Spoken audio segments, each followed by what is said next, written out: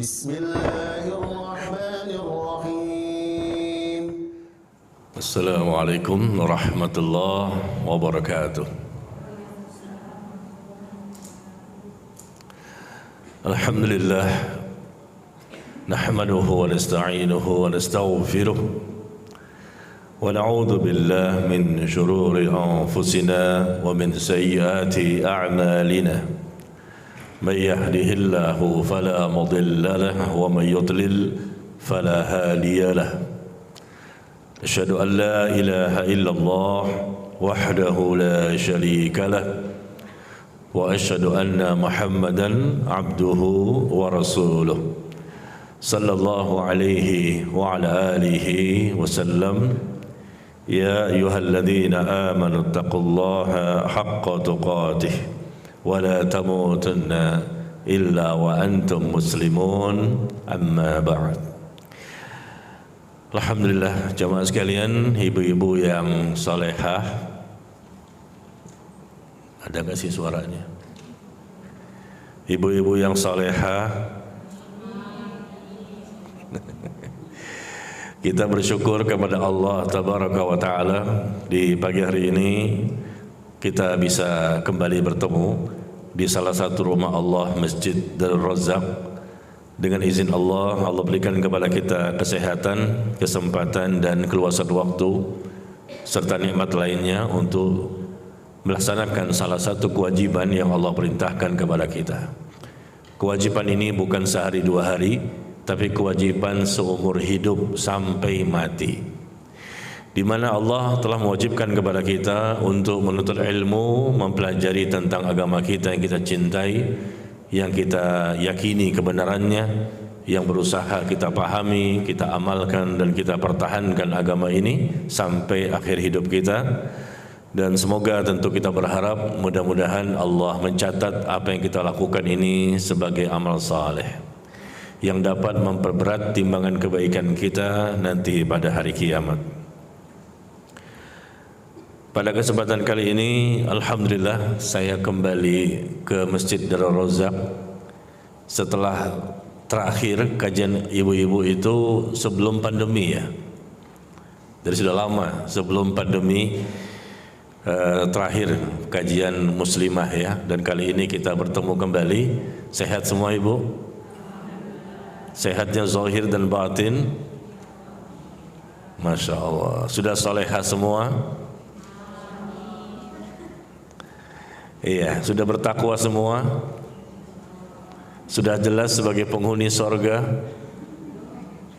Mau masuk sorga? Mau sekarang? Mau sekarang? Kalau mau sekarang harus mati dulu. Siap mati? Tidak mau. Masuk surganya mau ya. Ya, mudah-mudahan kita semua termasuk penghuni surga. Ya jamaah sekalian, pada kesempatan kali ini saya hadir di sini untuk membahas hadis arba'in. Ya, diulang kembali katanya dari hadis pertama untuk menggantikan ustadz yang lain ya. Kita akan mencoba membahas kitab hadis arba'in meskipun ibu-ibu sudah paham semua, sudah tahu semua ya, tidak ada salahnya ya kita bersama-sama mempelajari dan memahami kembali meskipun sudah sampai hadis yang terakhir yang pernah kita dengar, kita baca. Kita ulang lagi ilmu itu karena bisa jadi kita lupa atau mungkin nanti kita akan mendapatkan faedah-faedah yang lain. Hadis arba'in adalah kitab yang ditulis oleh Al-Imam An-Nawawi rahimahullah, dan beliau sudah 8 abad yang lalu meninggalnya, 800 tahun yang lalu. Dan kitab ini kitab yang terkenal di seluruh dunia dan dipelajari, dipahami, dibahas, dikaji oleh kaum muslimin di Afrika, di Eropa, di Asia, di mana-mana, di berbagai macam masjid. Ada 2 kitab yang lebih menonjol yang ditulis oleh Al-Imam An-Nawawi rahimahullah. Pertama kitab Riyadhus Shalihin, yang kedua kitab Hadis Arba'in. Nah, 2 ini yang kelihatannya lebih banyak dibahas dan dikaji. Dan para ulama juga begitu banyak memberikan syarah, penjelasan-penjelasan tentang hadis-hadis yang tercantum di kitab Hadis Arba'in. termasuk para ulama kita di zaman sekarang seperti Syekh Muhammad bin Saleh Al-Utsaimin rahimahullah, ada juga Syekh Saleh Fauzan hafizahullah, ya, dan para ulama yang lain yang telah memberikan syarah penjelasan hadis arba'in. Hadis arba'in ini suatu kitab yang kecil sebetulnya, berisi 42 hadis. 42 hadis, ya. Dan kita lihat nanti ada hadis yang pendek dan hadis yang panjang, dan kita akan bahas, bisa jadi sekali pertemuan cukup satu hadis, dan bisa jadi satu kali pertemuan kita bahas 2 hadis, karena bisa jadi hadis tersebut tidak membutuhkan waktu yang lama dalam pembahasannya. Ya, kita mulai mungkin yang pertama, al-hadithul awal. Al-hadithul awal, hadis yang pertama. Dan mungkin perlu juga saya informasikan bahwa rujukan pembahasan saya adalah kitab hadis arba'in yang telah disyarah oleh Syekh Saleh Al-Fauzan. Seperti ini Bu, hafizahullah. Kitab hadis arba'in yang telah disyarah, dijelaskan oleh Syekh Saleh Al-Fauzan hafizahullah taala. Al-Minhatur Rabbaniyah fi syarah Al-Arba'in An-Nawawiyah. Ya, tapi kalau ibu punya kitab syarah yang lain, penjelasan yang lain, silakan. Mungkin dari Syekh Utsaimin atau para ulama yang lain, silakan saja, karena kita saling melengkapi. Saya pun tidak semuanya mengambil dari sini, tapi saya lengkapi dari pembahasan syarah dari ulama yang lain. Ya, dan kalau ibu memiliki terjemahannya lebih baik, silahkan. Tapi kalau ibu merasa kesulitan memahami secara terjemahan, silakan ibu baca aslinya. Ya, kalau ibu kesulitan membaca terjemahan, susah dipahami, baca saja kitab aslinya Bu, mungkin akan lebih mudah dipahami. Betul Bu? Bener nggak? Ada orang nggak sih? Ini masih baru nih, masih apa? Malu-malu ya, malu-malu kucing. Karena hujan sih ya, jadi Masya Allah masih dingin, masuk masjid juga dingin, luar biasa. Ya, kita mulai al-hadithul awal. Hadis yang pertama, an Amirul Mukminin Abi Hafs Umar bin Al-Khattab radhiyallahu an. Hadis yang diriwayatkan oleh sahabat yang bernama Umar bin Al-Khattab, yang terkenal dengan Abu Hafs. Abu Hafs ini lakopnya, disebut dengan bapaknya Hafs. Orang Arab itu biasa ya, kalau memberikan panggilan-panggilan kepada orang lain itu terkadang tidak memakai namanya. Namanya Umar, tapi lebih tenar, lebih sering dipanggil dengan Abu Hafs. Itu kebiasaan mereka, lakop mereka, gelar-gelar yang disandarkan kepada mereka. Terkadang nama Abu itu bapak ya, disandarkan kepada anak yang pertama. Anak pertama siapa? Muhammad, maka dia Abu Muhammad. Anak pertama siapa? Muhammad, maka ibunya bernama Ummu Muhammad. Seperti itu. Jadi nama aslinya itu jarang dipanggil Abu Muhammad, Ummu Muhammad, karena anak pertamanya Muhammad. Atau bisa juga laqab itu tidak mesti dengan anak pertama, bisa juga dengan nama-nama yang lain. Seperti ini Abu Hafs ya. Ya, Umar bin Khattab nama anaknya Hafsah, tapi disebut dengan Abu Hafs. Atau Aisyah radhiyallahu anha. Aisyah itu apa laqabnya Bu? Panggilan untuk Aisyah itu apa? Ummu Abdillah. Aisyah tidak punya anak, ya, tapi beliau terkenal dengan panggilan Ummu Abdillah. Seakan-akan dia memiliki anak bernama Abdullah. Nah, begitu ya. Jadi di sini Amirul Mukminin, khalifah yang kedua, pengganti dari Abu Bakar As-Siddiq radhiyallahu an, yang bernama Abu Hafs, ya, nama aslinya Umar dan anak dari Al-Khattab radhiyallahu an. Dia mengatakan bahwa sami'tu Rasulullah sallallahu alaihi wasallam yaqul, aku mendengar Rasulullah sallallahu alaihi wasallam bersabda, innamal a'malu binniyat wa innama likulli imri'in ma nawa. Sesungguhnya amal-amal itu tergantung kepada niat. Amal itu tergantung kepada niat, dan seseorang itu akan mendapatkan pahala atau balasan siksaan tergantung dengan apa yang dia niatkan. Wa innama likulli imri'in, setiap orang, siapa saja orangnya, ya, dia mendapatkan apa yang telah dia niatkan. Kalau niatnya karena Allah, maka dia mendapatkan pahala, dan kalau diniatkan bukan karena Allah maka dia mendapatkan dosa. Hadis ini sepertinya seringkali kita dengar ya, dan mungkin sudah banyak dibahas di berbagai masjid-masjid ya. Innamal a'malu binniyat, innamal a'malu binniyat. Satu hal yang sebetulnya tidak sulit untuk kita memahaminya. Tetapi survei membuktikan bahwa tidak sedikit kaum muslimin yang masih tidak mampu memahami atau mengamalkannya. Padahal amal tergantung kepada niat, dan niat itu ada di mana? Semua ulama sepakat niat itu adanya di hati. Niat itu adanya di hati, bukan di lisan. Ya, sepakat semua para ulama, karena niat itu artinya adalah qasdun. Niat itu bahasa Arab. An-niyah artinya qasdun. Niat itu bahasa Arab yang sudah menjadi bahasa Indonesia. Ya, bahasa Arab yang sudah menjadi bahasa Indonesia. Niat itu artinya qasdun. Qasdun itu apa? Qasdun itu artinya tujuan atau maksud atau keinginan. Ya, qasdun itu artinya tujuan atau maksud atau keinginan. Jadi tujuan, maksud atau keinginan yang ada di hati seseorang, itulah niat, bukan di lisan. Ada di hati. Kita ini datang kemari tujuannya untuk apa? Karena siapa? Maksudnya apa? Apa yang kita inginkan? Itulah niat yang menggerakkan kita untuk berbicara atau beraktivitas. Ya. Jadi bukan dengan lafaz-lafaz.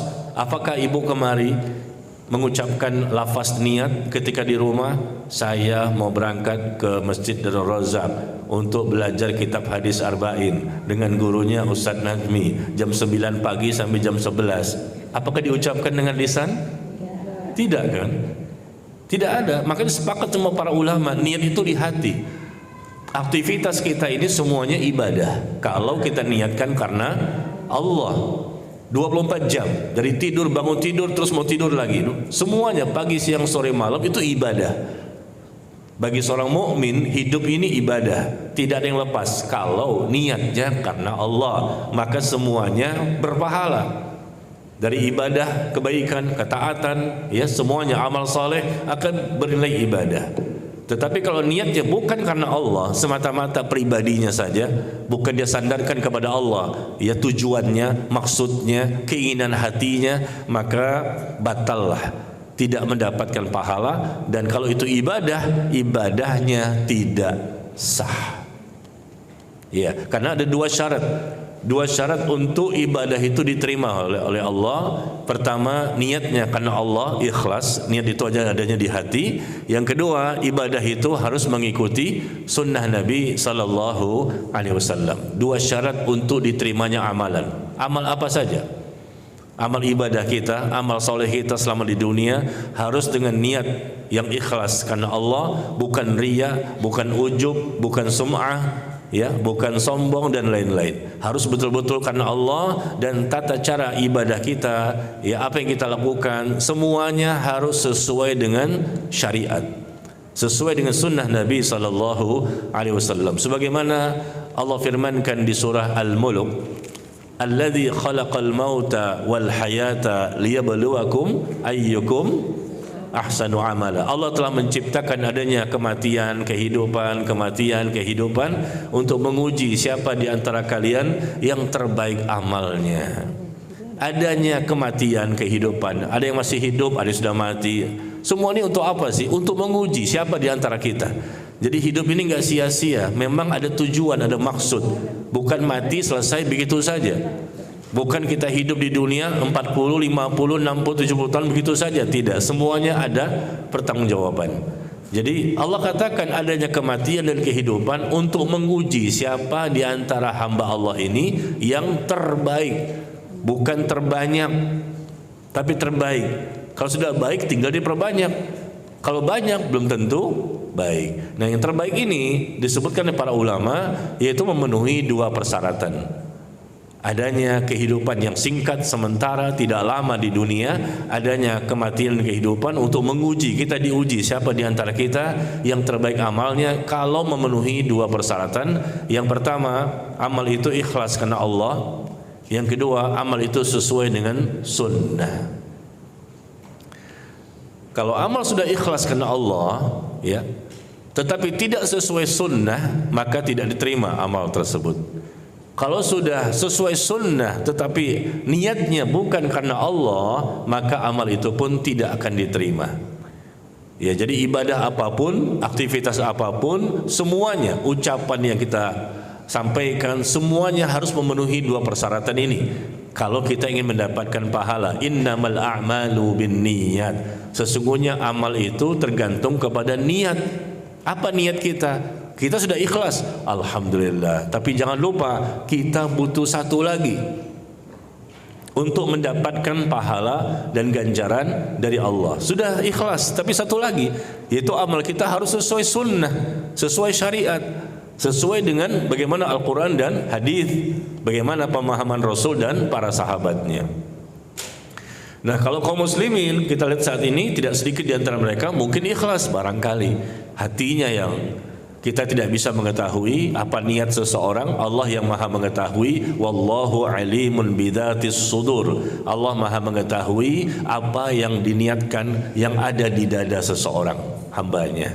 Tetapi kita lihat bagaimana perbuatan-perbuatan kita, bagaimana ucapan kita. Kalau andai kata memang bertentangan dengan syariat, maka banyak sekali kaum muslimin yang tidak diterima amalnya, solatnya enggak diterima, ibadahnya apapun tidak diterima, semuanya.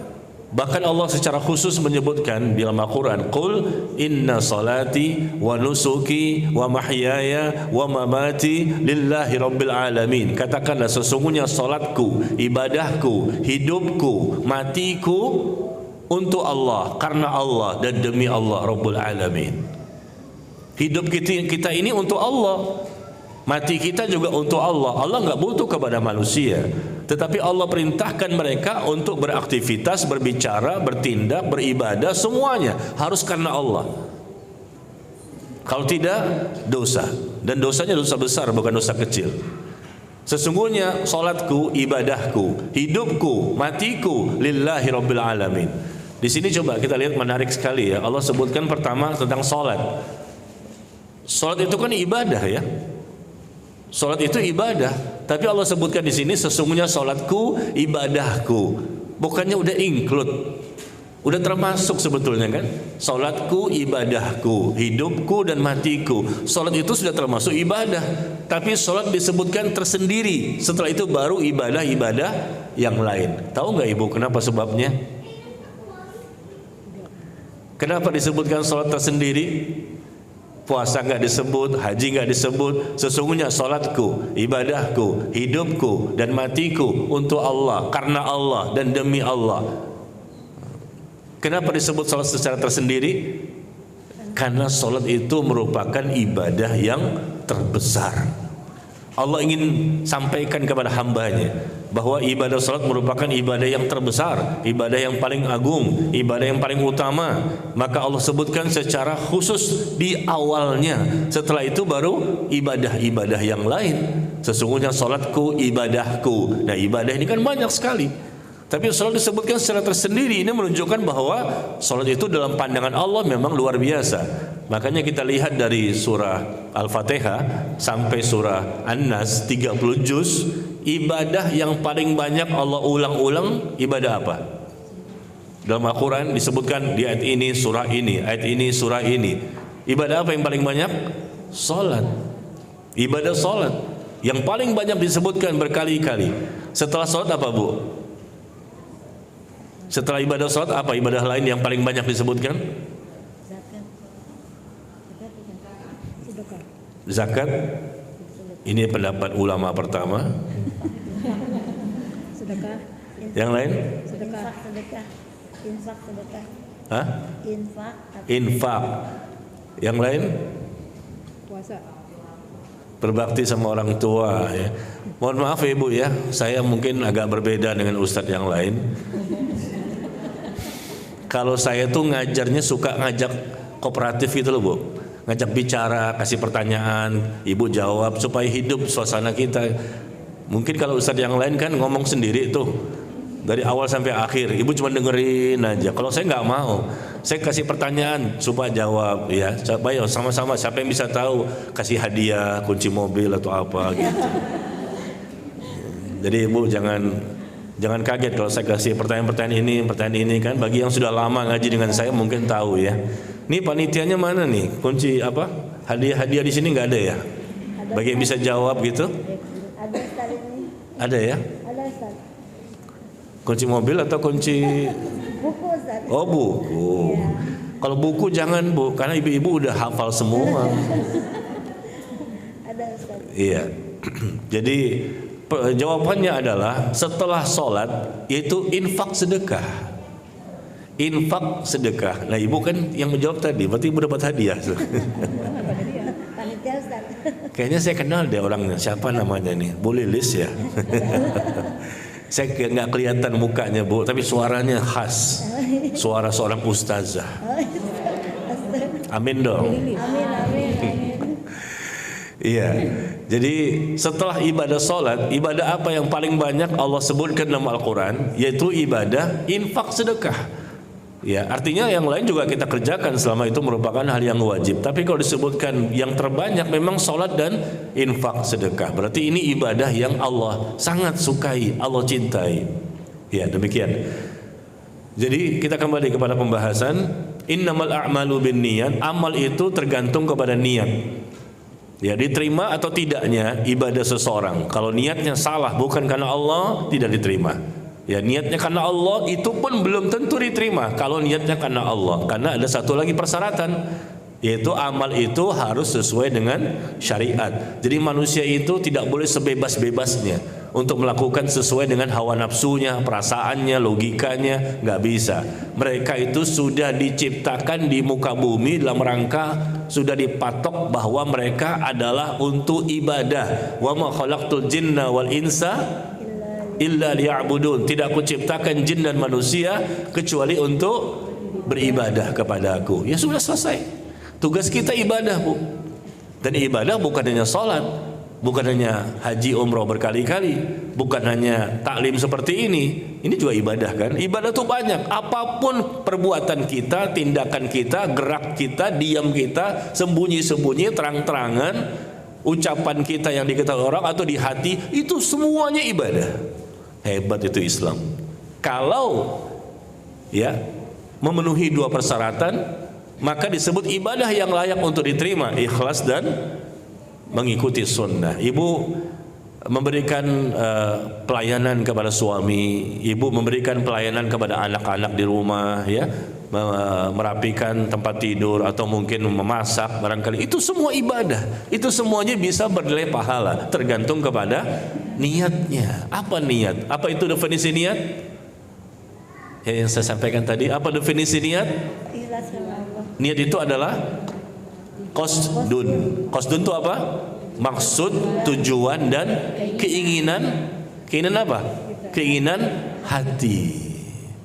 Niat itu adalah qasdun, yaitu maksud, tujuan atau keinginan hati. Karena hati dulu sebelum kepada anggota tubuh yang lain. Hati ini raja, anggota tubuh yang lain itu adalah pasukan.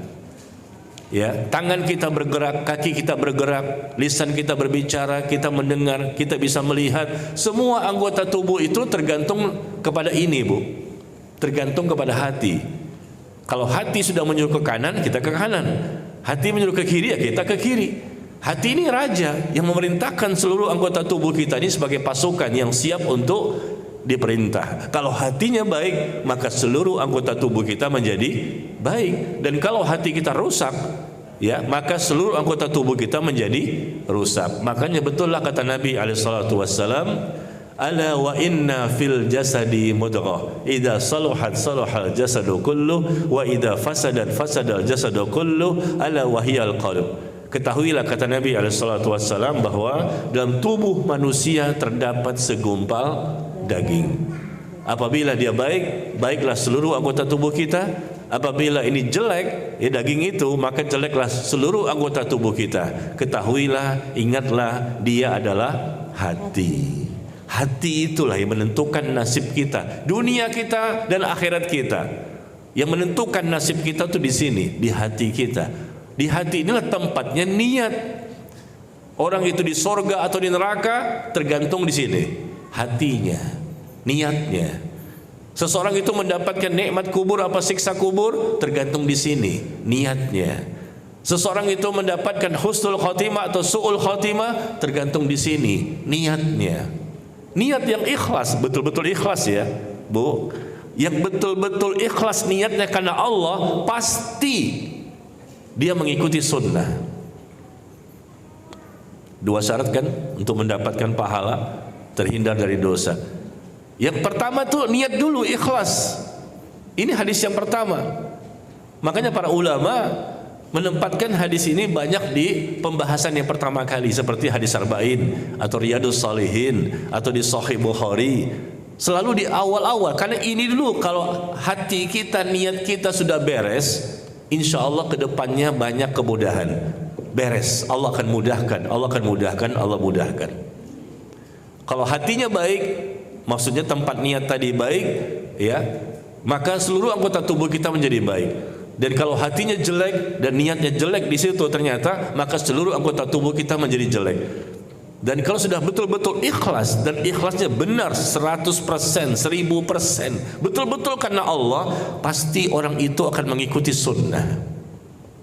Karena orang yang betul-betul ikhlas siap untuk diatur oleh Allah dan Nabi SAW. Apapun kata Allah dan Rasul disikapi dengan sami'na wa ata'na. Kami dengar, kami taat. Kami dengar, kami taat. Kami dengar, kami taat. Mana bisa respon seperti ini, kami dengar, kami taat, kalau hatinya tidak ikhlas? Nggak mungkin. Berarti bermasalah niat yang ada di hati. Yang ada justru sami'na wa asaina. Sami'na wa asaina. Asaina apa, Bu? Bukan bahasa Indonesia asoy ya, asoy, bukan. Sami'na wa asaina itu adalah jawaban orang Yahudi. Orang Yahudi dan orang munafik. Ya, mereka mengatakan kami dengar tapi kami tidak mau mengikuti. Kami dengar, kami nggak mau mengikuti. Itu yang Allah sebutkan dalam Al-Quran. Tapi orang-orang mukmin inilah muslim yang mukmin, yang siap diatur hidup dan kehidupannya oleh Allah dan Nabi SAW dengan respon sami'na wa ata'na, kami dengar, kami taat. Kenapa? Karena sudah ikhlas, siap diatur kapan saja, di mana saja. Kami bukan siap, siap. Bukan siap lagi kan? Istilah baru kita nih Indonesia ya. Apa sih bedanya, Bu? Siap sama asiap? Pernah dengar nggak asiap? Ya mungkin ibu-ibu nggak mengikuti perkembangan sih ya. Jadi nggak tahu apa itu asiap. Taunya selama ini siap gitu loh kan? Ada di sosial media itu, Bu, asiap-asiap itu loh. Ibu jarang-jarang baca sosial media ya? Oh. Ya bisa dimaklumi karena di rumah itu sibuk baca Quran dan hadis. Ya, di rumah sibuk baca Quran dan hadis sehingga ucapan asiap pun nggak tahu. Nggak apa-apa ya, pertahankan, Bu, masya Allah. Bahkan Pak Ustadz, di hati kami ini sudah tinggal di akhirat. Jasad di dunia, hati di akhirat. Begitu. Baiklah, kita akhiri pertemuan kita. Ngapain lagi kita ngaji? Ternyata levelnya ibu-ibu sudah menengah ke atas, sudah bertakwa ya. Masya Allah, ustadznya baru mulai belajar nih, Bu. Ibu-ibunya sudah luar biasa nih, iman dan amal solehnya. Amin dong. Amin. A-nya panjang ya. Amin. Alifnya panjang. Amin ya. Jangan amin. Kalau amin tuh artinya berimanlah. Amin, berimanlah. Tapi kalau amin artinya kabulkanlah ya Allah ya. Jangan salah panjang-pendeknya ya. Baik, jadi seperti itu yang mesti kita pahami. Allah sebutkan dalam Al-Quran bagaimana orang-orang yang niatnya ternyata bukan karena Allah tapi dunia semata. Apa yang terjadi? Bisa jadi orang yang niatnya dunia saja Allah kasih, meskipun bukan karena Allah. Allah kasih apa yang dia niatkan, tapi pahala tidak ada di dunia dan di akhirat. Pahala ya, tidak ada di dunia, tidak ada di akhirat. Niatnya bukan karena Allah, niatnya untuk yang lain, untuk dunia, untuk jabatan, untuk wanita, untuk kekuasaan. Bisa jadi Allah berikan dia, tapi untuk pahala tidak ada di dunia dan tidak ada di akhirat. Itu bedakan ya.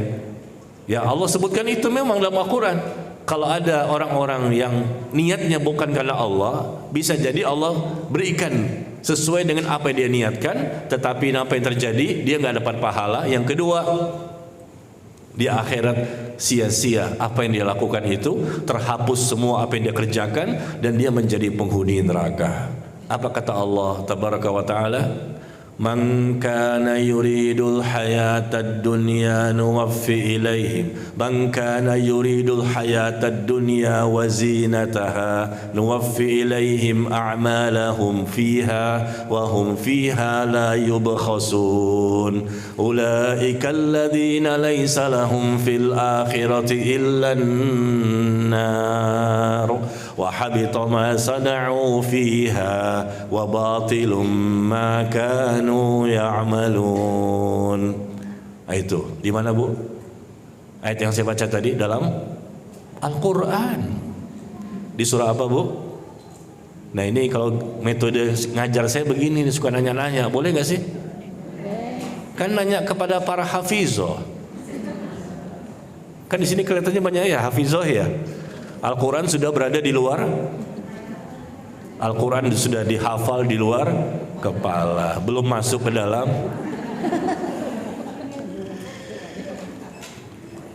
Iya, sebentar lagi kan Ramadan nih, Bu. Baik, tentunya Ibu sudah murojaah ya, udah sering baca ya, Masya Allah. Sebulan bisa berapa kali khatam, Bu? Jangan ditanya Pak Ustadz, takut ria. Kita jawab nanti ria. Kita nggak jawab, memang kagak. Jadi di mana ayat yang saya baca tadi? Man kana yuridul hayatad dunya wa zinataha. Ini hadiahnya nih. Bendera merah putih. Wah, Masya Allah. Barang siapa yang menghendaki kehidupan dunia dan perhiasannya, itu saja yang dia niatkan, bukan karena Allah. Kata Allah apa? Kami berikan balasan sesuai dengan apa yang dia inginkan. Tuh, Allah berikan balasan, padahal niatnya, tujuannya, maksudnya itu bukan karena Allah. Tujuannya dunia, perhiasan dunia, kedudukan, jabatan, kekuasaan. Allah kasih. Bisa jadi seperti itu kepada orang-orang yang Allah kehendaki. Dan mereka pun tidak akan dirugikan sedikit pun. Tetapi akibatnya dahsyat. Mereka inilah orang-orang yang tidak mendapatkan bagian di akhirat kecuali neraka jahanam. Sia-sia amal yang mereka kerjakan selama di dunia, dan terhapus semuanya amalan yang pernah mereka kerjakan. Di mana, Bu? Hah? Surah? Angkat tangan dong ke jari. Surah apa? Betul, Masya Allah. Kasih hadiahnya tuh, Bu. Surah Hud ayat ke-15 dan 16 ya. Siapa tadi yang jawab? Iya. Alhamdulillah, terima kasih ya. Iya, buku, Bu, terimalah. Alhamdulillah, meskipun cuma buku ya, tapi kan itu bernilai, itu bagus sekali. Dan ini DP loh, mukaddimah ini. Setelah itu baru kunci mobil yang. Jadi kalau ada pertanyaan, kasih jawaban. Jadi kan Ibu berebutan itu, wah nyari jawaban kan. Jadi suasana hidup, Bu. Ibu-ibu nggak ngantuk kan? Ini kena dingin begini, Masya Allah. Kalau saya nggak kasih pertanyaan, Ibu berlomba-lomba cari jawaban, akhirnya apa? Ngantuk. Betul nggak? Pagi-pagi begini nih jadwalnya, ibu-ibu tidur kan di rumah karena capek ibadah tadi malam. Sholat tahajudnya sih nggak lama, sekitar 3 jam lah.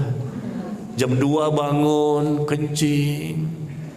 Habis kencing,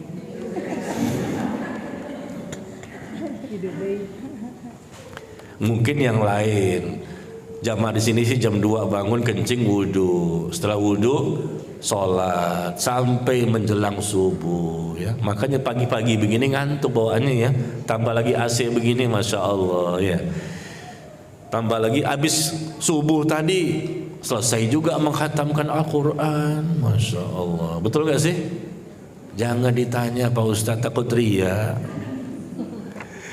Baik. Di surah Hud tadi ayat 15 dan 16 ya. 15 dan 16 Allah sebutkan demikian. Barang siapa menginginkan dunia dan perhiasannya, maka yuridul hayatad dunya wa zinataha. Ya, Allah berikan apa yang mereka inginkan kepada hamba-hamba yang Allah kehendaki.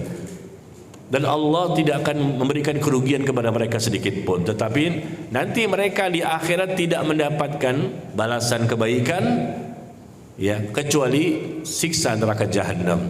Karena amalnya selama di dunia ternyata bukan karena Allah. Sia-sia amal yang mereka lakukan. Mungkin mereka dapat, kata mereka, nih saya bukan karena Allah kok, pengen ria. Ini karena ingin dipuji oleh orang lain, ingin disanjung sama orang lain, ingin terkenal, populer, supaya bertambah followers di sosial media saya, dan seterusnya. Niatnya bukan karena Allah, termasuk datang di tempat seperti ini. Ya, mungkin dapat yang dia inginkan, mau jualan, mau ketemu, ya, atau yang lain segala. Tapi kalau memang karena Allah, baru mendapatkan pahala. Coba lihat lagi. Yang kedua, Allah firmankan di surah Al-Isra. Di surah Al-Isra surah 17 ayat yang ke-18. Surah Al-Isra surah 17 ayat yang ke-18 dan 19.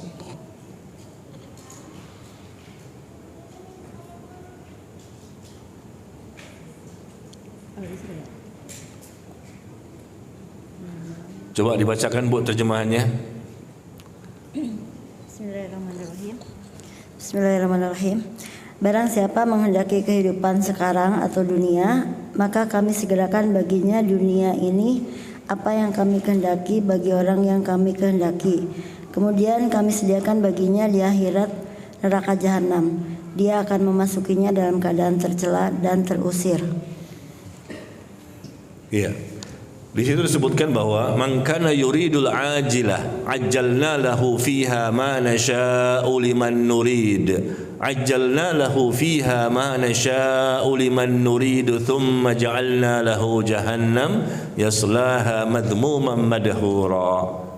Ya, ayat 18-nya. Ayat 19-nya, wa man aradal akhirah wa sa'alaha sa'yaha wa huwa mu'minun faulaika kana sa'yuhum mashkura.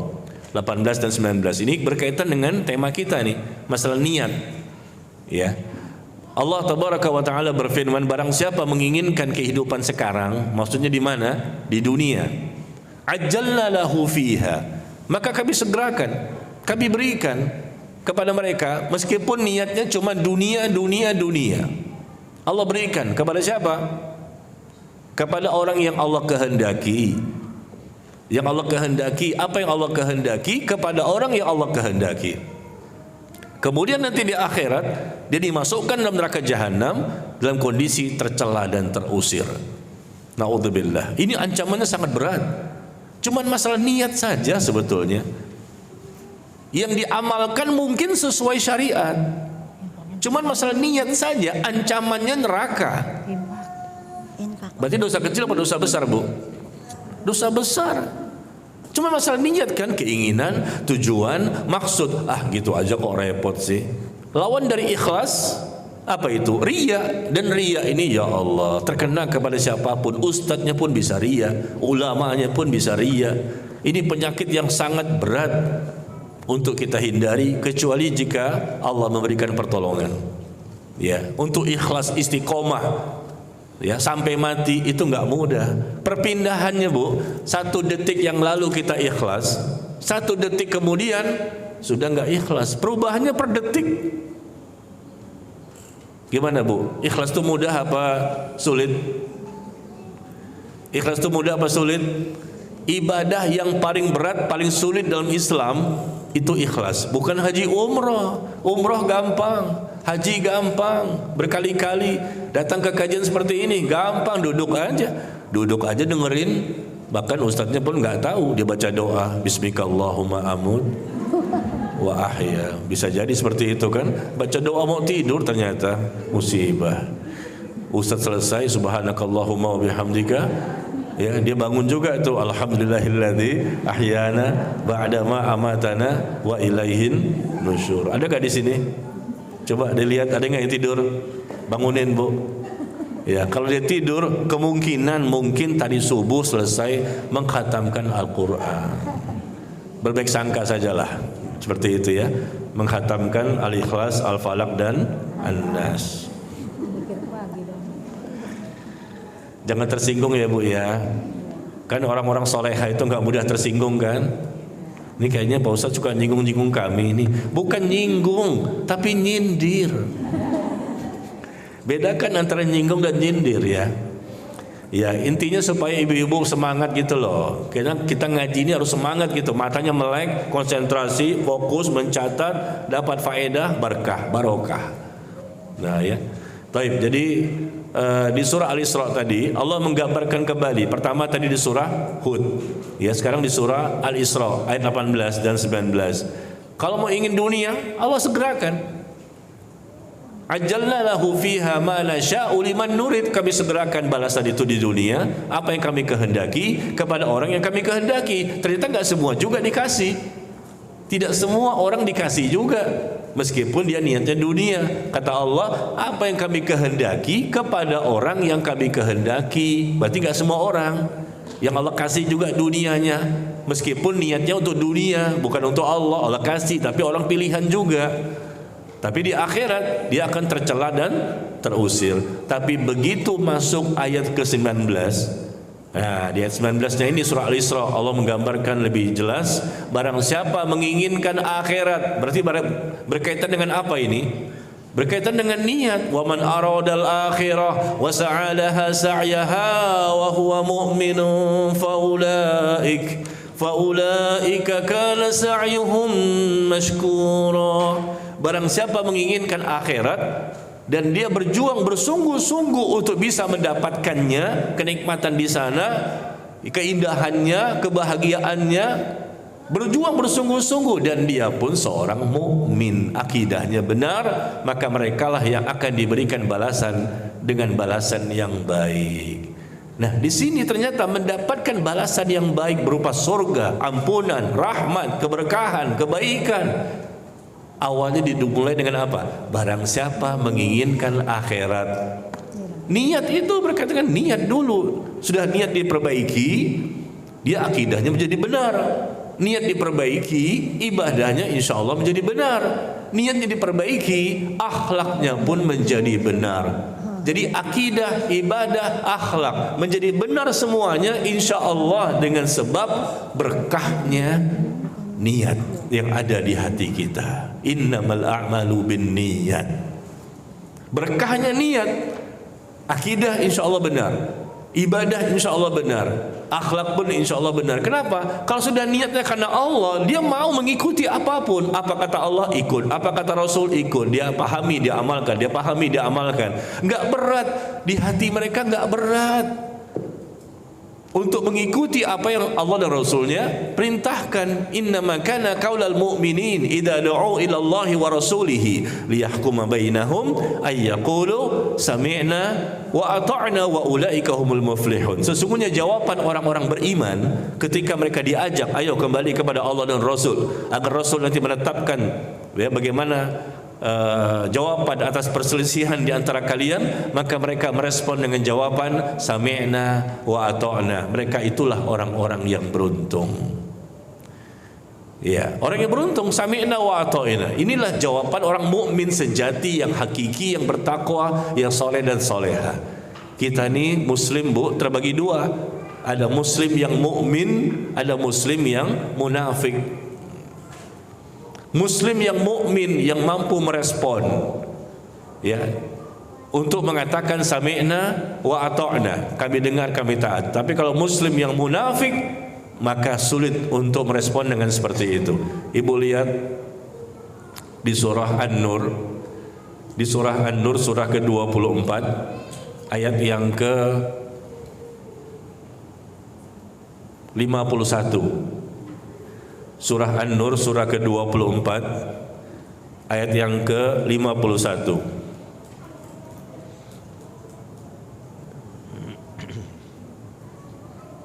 Ayat yang saya bacakan tadi.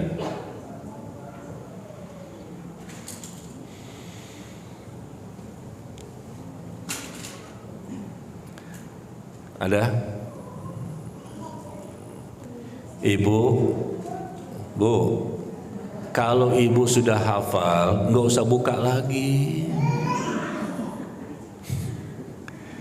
Ngapain buka lagi kalau sudah hafal? Yang buka itu yang belum hafal. Sedangkan di sini adalah banyak yang sudah hafizah. Betul enggak? Dijawab iya, takut ria. Dijawab enggak, memang kagak. Ya, serba salah. Ya. Surah An-Nur ayat ke-51. Ini jawaban kita ini. Kalau memang betul kita orang mukmin, ikuti ayat ini. Selesai, pasti dia mengikuti sunnah. Oh tapi kebalikannya Bu, orang yang mengikuti sunnah belum tentu dia senantiasa ikhlas. Belum tentu. Kita ini udah belajar sunnah nih. Sunnah itu artinya kita mengikuti cara beragama dengan mencontoh Nabi Muhammad SAW dan para sahabatnya. Itu namanya mengikuti sunnah. Orang yang sudah mengikuti cara beragama dengan benar, belum tentu selamanya dia ikhlas. Jatuh bangun. Kadang kita ikhlas, kadang ria, kadang pengen dipuji, kadang pamer. Ya, tabarruj, memamerkan kecantikan, memamerkan bajunya, jilbabnya, tasnya. Ya, tas dibawa nih kadang-kadang tasnya Hermes, Kremes, atau Gucci, Christian Dior, masya Allah. Ibu-ibu di sini tasnya apa Bu? Hermes apa Kremes? Iya, mungkin tasnya nggak seberapa ya, tapi jilbab dan bajunya yang 2 juta, 3 juta. Iya, mungkin begitu ya. Untuk ibadah jangan pelit Bu.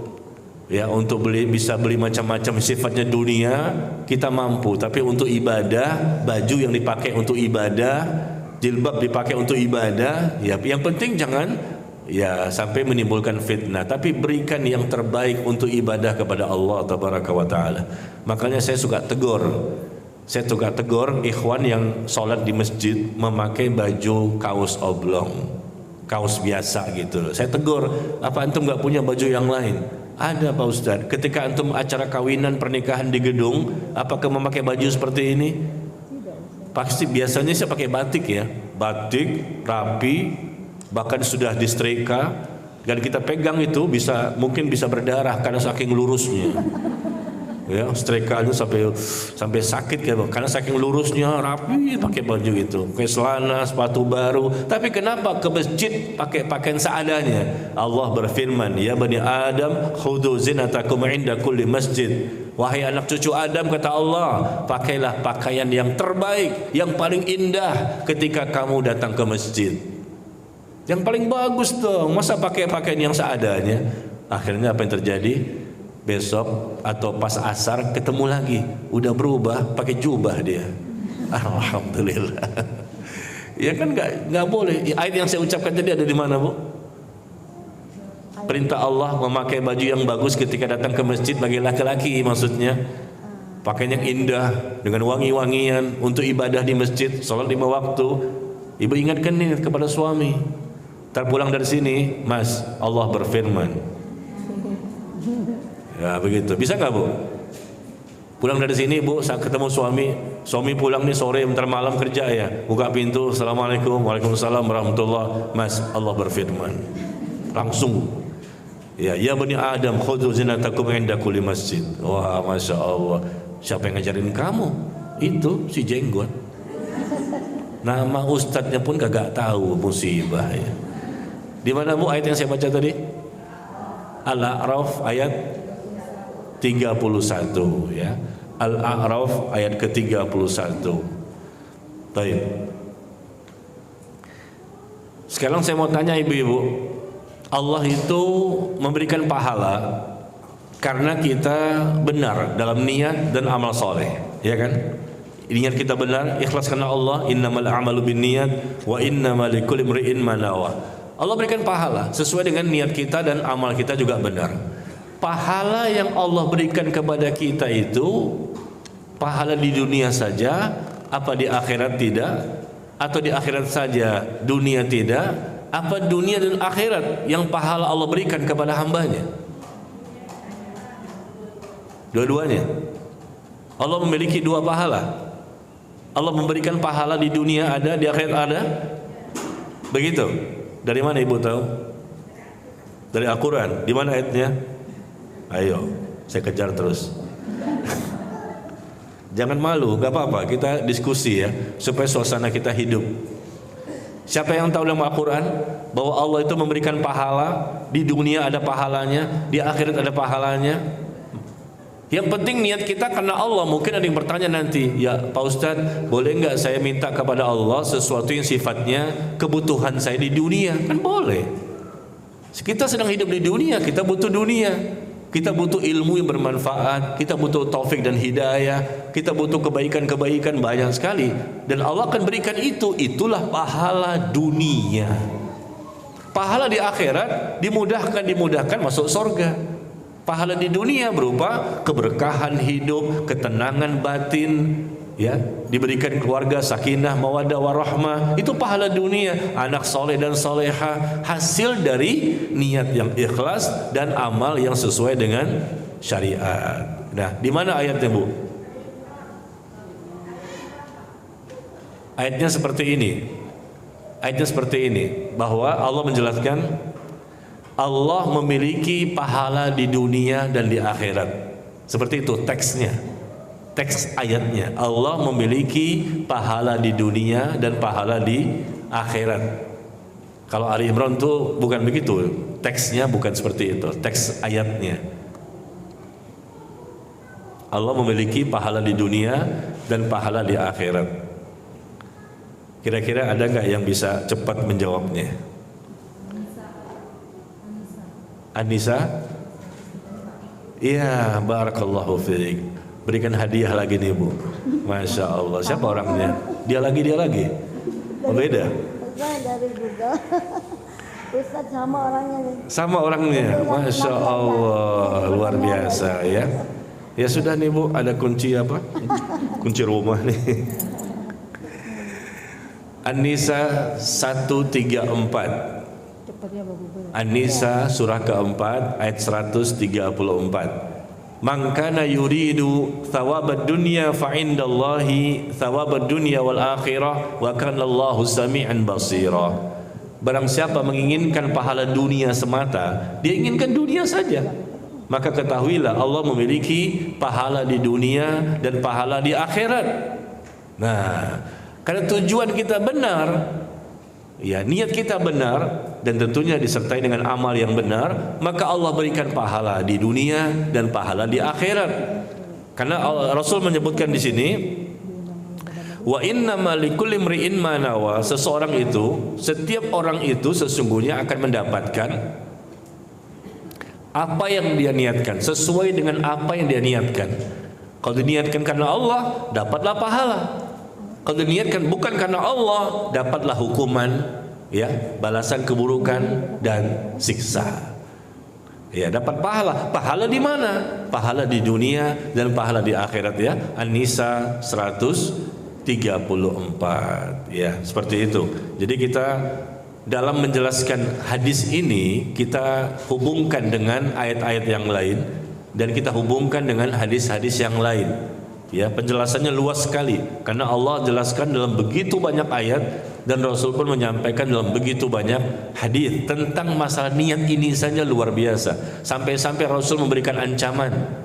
Ya, barang siapa yang menuntut ilmu ternyata tujuannya bukan karena Allah, tujuannya semata-mata untuk dunia saja. Tujuannya untuk dunia.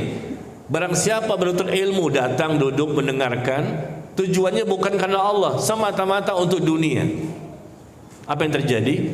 Maka dia pun tidak akan mencium aroma wanginya surga nanti pada hari kiamat. Ancamannya, Bu. Apa ini ancaman yang kecil apa besar?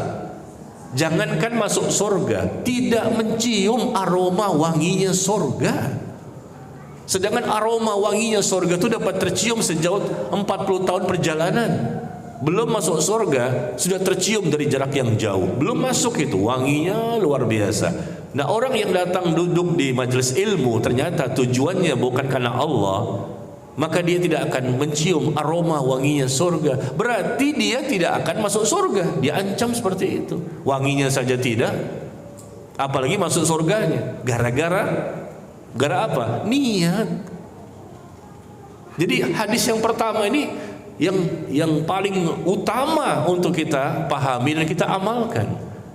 Kalau hadis pertama ini, jamaah sekalian, hadis pertama kita sudah paham, kita amalkan dan konsisten, komitmen, istiqomah. Hadis kedua sampai terakhir, insya Allah beres. Ini menentukan hadis pertama ini. Hadis pertama nih paham, mengerti, kita tahu ayatnya, kita tahu hadisnya segala macam, pahalanya apa, ancamannya apa, dan kita nggak berani untuk melepaskan niat karena Allah ini kepada niat yang lain. Insya Allah hadis kedua, ketiga, keempat seterusnya mampu kita pahami, kita amalkan juga, dan kita jauhi juga ancaman-ancaman atau dosa-dosa yang lain.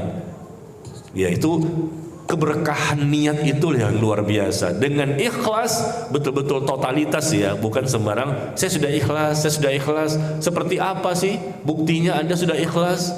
Mana tanda-tandanya orang yang sudah ikhlas? Ya, ada 10 Bu, 10 tanda orang-orang yang dikatakan sudah ikhlas.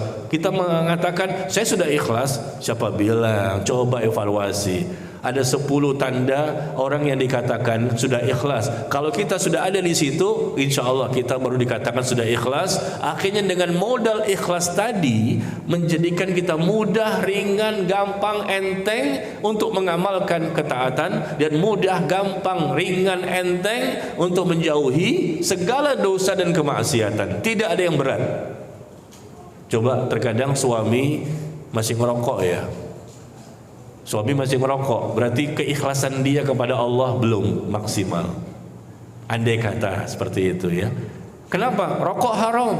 Orang yang ikhlas mudah meninggalkan yang haram, mudah meninggalkan yang makruh, mudah meninggalkan yang syubhat. Orang yang ikhlas, dia mudah untuk mengamalkan yang wajib, mudah mengamalkan yang sunnah. Itu dampak dari innamal a'malu binniyat. Luar biasa itu. Maka saya katakan kalau hadis nomor 1 saja sudah beres, kita akan mudah untuk memasuki hadis-hadis berikutnya. Tapi nomor 1 saja kita sudah nggak beres, ya suka nih, adalah riyaknya tuh, suka pamer, apalagi di sosial media ya. Wanita-wanita di zaman sekarang ini luar biasa. Yang udah ngaji pun masih petanteng-petanteng wanita-wanitanya dengan jilbabnya, dengan cadarnya. Kok Pak Ustadz bisa tahu sih? Ya kelihatan juga sih. Ketika buka Instagram tuh otomatis keluar. Nggak nyari Bu, nggak nyari aja kelihatan tuh. Ada suaranya, dengan gayanya, dengan jalannya, dengan memamerkan apa? Jilbabnya, cadarnya, cara jalannya, kadang-kadang tasnya. Udah ngaji sunnah ini, saya katakan sunnah ya. Kadang-kadang kita tahu juga siapa dia. Ternyata dia murid saya sendiri. Karena ada laporan dari orang lain, Pak Ustadz tahu nggak? Ibu itu kan ada di IG-nya, Instagram-nya. Kacau Pak Ustadz. Masa sih? Saya kan nggak tahu. Coba saya lihat di Instagram-nya. Waduh, parah ini. Ngaji sama saya bertahun-tahun loh. Bahkan dia ketua majelis taklimnya. Ketua majelis taklimnya. Bertahun-tahun ngaji. Begitu saya buka, saya kan nggak tahu. Dikasih tahu seorang ikhwan. Ikhwan itu ada di situ sebagai followersnya. Saya lihat, astagfirullah. Ini hasil ngajinya gimana ini? Dia ketua majelis taklimnya. Ternyata dia dengan pakaian-pakaian yang bagus-bagus, dengan tabarruj, memamerkan keindahan, kecantikan dengan pose-posenya, ya, dengan cara jalannya. Wah, macam-macam Bu, ada di negara ini. Itu kan bisa menimbulkan fitnah. Dia cantik juga. Iya, tapi kan bisa menimbulkan fitnah meskipun sudah anaknya banyak. Suaminya kemana ini? Nah, seperti itu ya. Maka kembali kepada pembahasan kita, bahwa niat itu bisa menjadikan kita menjadi baik dari segala macam ilmu-ilmu yang lain, insyaallah ta'ala. Saya cerita tadi kan ketua majelis taklim tempat lain ya, yang dia ternyata terkena fitnah dan futur meskipun sudah bertahun-tahun ngaji sunnah. Itu tempat yang lain. Kalau di sini sih ketua majelis taklimnya insyaallah enggak kan? Ya, semakin hari semakin soleha, ya enggak? Amin dong. Coba aja kita lihat IG-nya nanti. Coba kita lihat Instagram-nya nanti. Punya Instagram-nya ketua majelis taklimnya. Ibu-ibu juga punya kan? Ya, hati-hati itu. Kadang-kadang ngirim-ngirim ke saya loh. Saya lihat, waduh, ngaji kok begini. Janganlah, berubah kita. Berarti belum ikhlas. Belum ikhlas diatur hidup dan kehidupannya oleh Allah dan Nabi. Dia maunya beragama dengan sesuai dengan perasaannya, logikanya. Ya, kalau sudah siap diatur, sami'na wa ata'na, udah pasti dia berubah, pasti dia berhijrah, pasti dia bertaubat, pasti dia semakin lebih baik iman, ilmu dan amalnya. Wah, Pak Ustaz kayaknya keras banget nih. Bukan keras Bu, itu namanya tegas. Keras gak sih? Perdana udah begini, udah pertama dan terakhir nih kayaknya nih. Pertama dan terakhir kayaknya. Bukan keras Bu, tegas. Karena memang banyak kita saksikan contoh-contoh sih di masyarakat. Jamaah kita yang sudah ngaji kok masih begitu aja. Masalahnya di mana sih? Coba evaluasi kan. Yang udah setahun, 5 tahun, 10 tahun. Yang saya ceritakan tadi itu, ketua majelis taklimnya itu ngaji dengan saya 10 tahun. Berubah juga menjadi back to basic. Waduh, kenapa begitu? Karena masalahnya di sini. Di sini doang, ikhlas, niatnya tidak bisa istiqomah di atas niat yang ikhlas karena Allah. Iya, paham nggak? Paham. Ini sunnah, ini bid'ah tahu, ini syirik, ini tauhid tahu, ini maksiat, ini ketaatan tahu. Tapi masalah di sini nggak mau dia ikhlas mengikuti apa kata Allah, apa kata Rasul. Meskipun ilmunya sudah tahu, sudah sampai dakwah, dialah yang mengajak orang untuk taklim. Nah itu, jadi kita ini semua termasuk saya tidak ada jaminan kan akan seperti ini sampai mati. Maka waspadalah, waspadalah. Ya, berhati-hati jangan sampai berubah ini, karena setan tidak pernah berhenti untuk menggoda kita. Ya, baik. Kita lanjutkan tadi hadisnya ya. Tadi belum ya, 10 tadi ya. Perlu nggak sih disampaikan? 10 tanda-tanda orang ikhlas butuh disampaikan, meskipun di sini sudah ikhlas semua. Baiklah, silakan ibu lihat di telegram saya. Nggak punya telegram Ustaz. Tidak usah saya bacakan ya, cukup ibu lihat di telegram saya 10 tanda-tanda orang yang ikhlas di tanggal 8 Agustus. Telegram ya Bu ya, bukan Instagram. Yang belum punya Telegram coba diinstal ya. Telegram saya Najmi Umar Bakar, tanggal 8 Agustus. Judulnya 10 tanda orang yang ikhlas. Ada 10. Silakan baca sendiri. Saya tidak akan membahasnya ya, karena ini panjang sekali. Di Telegram ya. Ibu-ibu ada Telegram? Nggak ada Ustaz. Nggak ada. Nah, coba install dulu. Install Telegram cuma beberapa detik. Nggak lama, cuma beberapa detik dari Play Store. Kalau IG ada. Install Telegram. Nanti kalau sudah punya, masuk ke Telegram saya Najmi Umar Bakar, tinggal cari tanggal 8 Agustus. Ya, 10 tanda orang yang ikhlas. Coba kita evaluasi bersama. Kalau memang kita ada di situ, berarti alhamdulillah kita bersyukur kepada Allah sudah menjadi orang yang ikhlas dan minta diistiqomahkan saja. Ya, yang belum coba diinstal ya. Tanya sama teman samping kiri kanannya bagaimana cara menginstal Telegram. Mudah kok Bu, cuman beberapa detik cara menginstal Telegram. Nah nanti kalau sudah ada bisa langsung lihat di Telegram saya. Karena saya mengajar di mana-mana. Saya mengajar di mana-mana itu banyak materi-materi kajian saya itu ada di Telegram saya. Atau menjawab pertanyaan-pertanyaan biasanya ada juga di Telegram. Jadi saya harapkan semua jamaah yang hadir pada hari ini dan di tempat lain juga seperti itu, saya harapkan mereka memiliki aplikasi Telegram. Kita manfaatkan ini sosial media.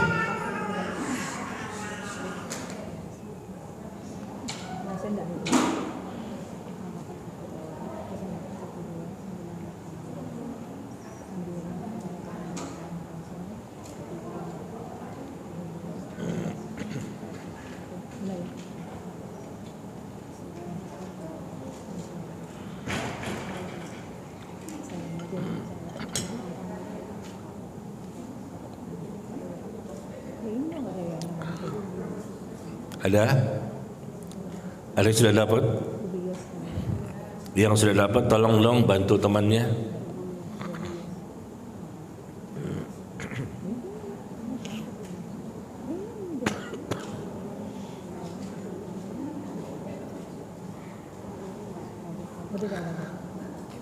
Nanti di pertemuan berikutnya Bu, sama insya Allah saya pun akan minta Ibu melihat artikel di Telegram. Sepertinya setiap pertemuan nanti ada artikel atau jawaban-jawaban saya karena pertanyaan insya Allah di Telegram. Maka saya minta jamaah itu punya Telegram ya. Masuk ke Telegram saya Najmi Umar Bakar. Ini maksudnya memudahkan saja.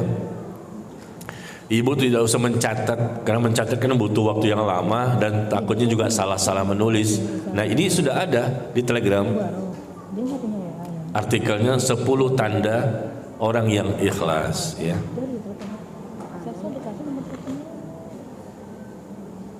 Kajian bulan pekan kelima bulan September gitu di Masjid Nurul Ihsan Gandeng. Ini Bapak Ujian ini apa sih waktu saya tanya kajian pekan kelima. Sudah belum?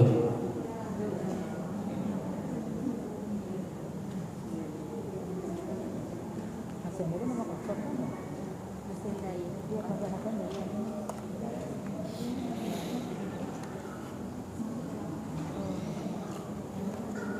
Kita tunggu ya sampai jam 11. Udah belum? Ya. Baik, sambil berjalan ya. Yang belum punya silakan install. Setelah install masukin ke Telegram saya, nanti dilihat tanggal 8 Agustus. 10 tanda orang yang ikhlas. Pertama adalah orang itu mengharapkan wajah Allah semata. Setiap gerak dan diamnya, sembunyi dan terang-terangan, semua amalnya karena Allah.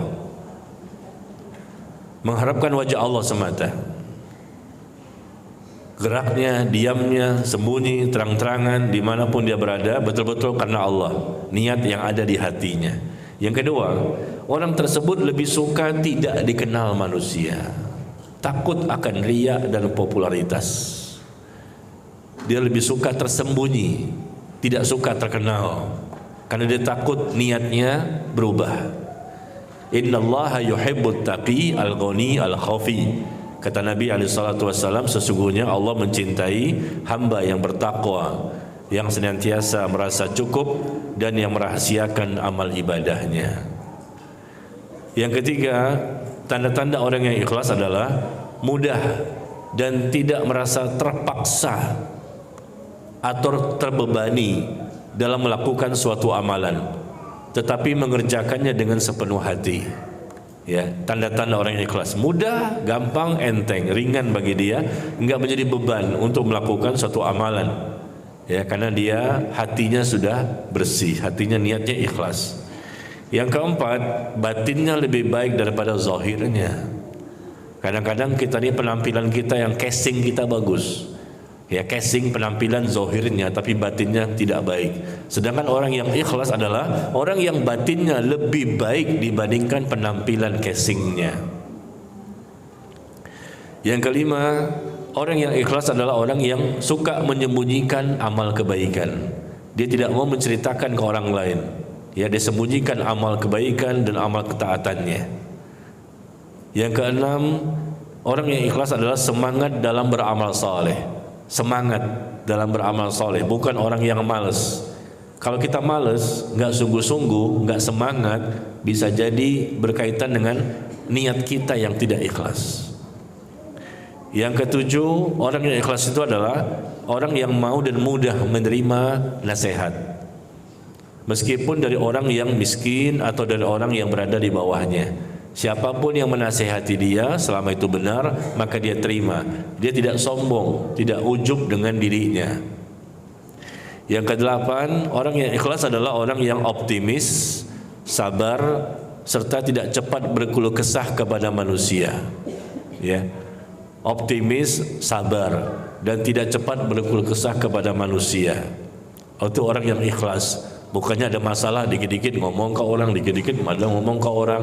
Dia seperti orang yang tidak ikhlas ya, suka curhat tentang masalah yang dihadapi. Artinya kalau memang sekali waktu kita butuh masukan dari orang lain, boleh saja. Barangkali kita butuh solusi. Tapi orang yang tidak ikhlas ini seringkali untuk curhat lagi. Seakan-akan dia tidak ikhlas tidak ridho dengan ketetapan dari Allah. Yang kesembilan, orang yang ikhlas ini adalah suka melupakan amal kebaikan. Jadi suka melupakan, bukan ingat-ingat saya pernah ini, bukan, itu bukan tipikal orang yang ikhlas. Orang ikhlas itu lupa dia. Yang dia ingat dosanya. Saya pernah berdosa ini kemarin, minggu lalu, 3 tahun yang lalu, ya, dan seterusnya. Ingat kepada dosa itu ditekankan. Tapi hendaknya kalau kita merasa ikhlas, lupakan kebaikan-kebaikan kita, karena mengingat-ingat kebaikan menjadikan kita nanti ujub, ya, dan seterusnya. Yang terakhir, tanda-tanda orang yang ikhlas adalah tidak pernah puas dengan amalnya, selalu memandang remeh amal yang telah dia kerjakan dan merasa memiliki banyak kekurangan. Nah, 10 poin ini masing-masing ada penjelasan dari ulama. Poin pertama, perkataan ulamanya ada, poin sampai 10 ya. Silakan baca sendiri. Mudah-mudahan bisa dipahami dan kita ingat selalu. Karena ini masalahnya bukan sehari 2 hari, sampai mati. Sampai mati kita disuruh ikhlas. Dan kita disuruh untuk terus mengevaluasi, terus introspeksi, terus membaca diri, muhasabah. Apakah saya sudah ikhlas? Kalau sudah ikhlas, insya Allah mengikuti sunnah. Kalau sudah ikhlas, insya Allah mudah menjadi orang yang soleh dan soleha dan bertakwa. Modal ini modal terbesar bagi seorang hamba menjadi hamba Allah yang terbaik, ya. Gimana Bu? Sudah dapat telegramnya? Masih ada yang belum ya? Ya. Pokoknya nanti intinya ibu-ibu ya, tolong ya diinstal di Play Store Telegram, mudah kok, cuma beberapa detik. Nanti kemudian masuk ke Telegram saya, Najmi Umar Bakar. Kalau ibu nggak paham juga, tanya kepada ibu-ibu yang lain yang sudah memilikinya. Insya Allah ini sekedar memudahkan saja pembahasan kita, dan nanti juga memudahkan untuk jawaban-jawaban yang akan saya berikan. Bisa jadi jawaban itu pun ada di Telegram saya. Syaratnya cuma 1 Bu, 2 syaratnya. Untuk memiliki Telegram dan masuk ke Telegram saya, syaratnya 2. Syaratnya pertama punya handphone, yang kedua punya kota. Handphone nggak ada nggak bisa, handphone ada, kota nggak ada, nggak bisa masuk juga. Kota ya, harus ada itu kota itu.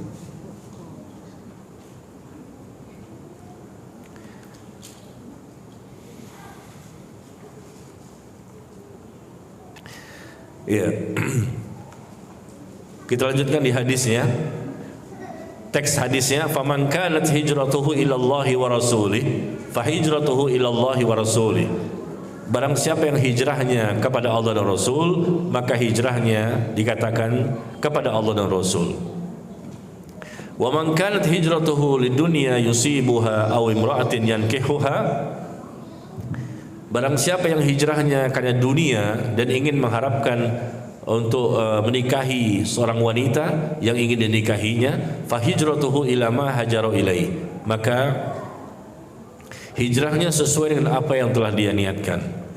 Kalau Allah berkehendak, jadilah apa yang dia niatkan itu sesuai dengan hijrahnya, dan kalau Allah tidak berkehendak, maka tidak akan terjadi. Di sini Rasul menyebutkan hijrah, berhijrah, niatnya karena apa? Dari Mekah ke Madinah. Pada waktu itu berhijrahnya karena ingin mendapatkan bisnis, dunia, uang, kaya, atau berhijrah dari Mekah ke Madinah karena ingin menikahi seorang wanita. Intinya adalah seseorang yang niatnya karena Allah, tentunya Allah pun akan mudahkan hidupnya. Allah berikan tambahan-tambahan nikmat kepadanya karena dia sudah benar dari satu sisi niat. Meskipun sisi satu lagi dia harus mengikuti sunnah. Tapi saya katakan tadi, orang yang sudah betul-betul ikhlas, insya Allah pasti dia mengikuti sunnah. Karena orang yang ikhlas itu pasti akan mengikuti contoh terbaik yang Allah sebutkan, yaitu Rasulullah dan para sahabat. Dia ikhlas, artinya hatinya siap untuk diatur hidup dan kehidupannya, tidak membantah, tidak ngeyel, tidak mengingkari, tidak mendustakan, menerima secara totalitas. Allah katakan, ya ayyuhalladzina amanu udkhulu fis-silmi kafah. Wahai orang-orang yang beriman, masuklah kalian ke dalam Islam secara keseluruhan. Jangan setengah-setengah, ambil semuanya. Karena semua yang datang dari Allah dan Rasul itu pasti baik. Fala wa rabbika la yu'minun hatta yuhaqqimuka fima syajara bainahum. Maka demi Tuhanmu, pada hakikatnya mereka belum dikatakan beriman sampai mereka menjadikan Rasul sebagai hakim yang memutuskan permasalahan di antara mereka. Ya, tidak ada keberatan di hati mereka untuk menerima apapun yang datang dari Rasul. Sami'na wa ata'na, dan mereka menerima dengan sepenuh hati. Dan tidak pantas, tidak layak, tidak boleh seorang mukmin baik laki-laki dan perempuan apabila Allah dan Rasulnya menetapkan suatu ketetapan kemudian mereka mengambil ketetapan yang lain. Nggak boleh, berarti mereka belum ikhlas. Makanya niat ini ikhlas Rasul ajarkan selama 13 tahun di kota Mekah kepada para sahabatnya. Dan ikhlas itu bagian dari akidah, ikhlas itu bagian dari ibadah, ikhlas itu bagian dari akhlak. Tuh, kemana-mana Bu masuk ini. Kita mau bicara akidah, nggak bisa lepas dari ikhlas. Kita mau bicara ibadah, nggak bisa lepas dari ikhlas, dari niat maksudnya. Kita mau bicara masalah akhlak, kita nggak bisa lepas dari masalah niat yang ikhlas, ya. Jadi semua ilmu apapun dalam Islam, ujung-ujungnya masalah niat yang ikhlas. Ya, menjadi baik karena niat yang baik, dan menjadi buruk, rusak, jelek, maksiat, durhaka, fasik, munafik, kafir, itu pun gara-gara niat yang salah, yang rusak.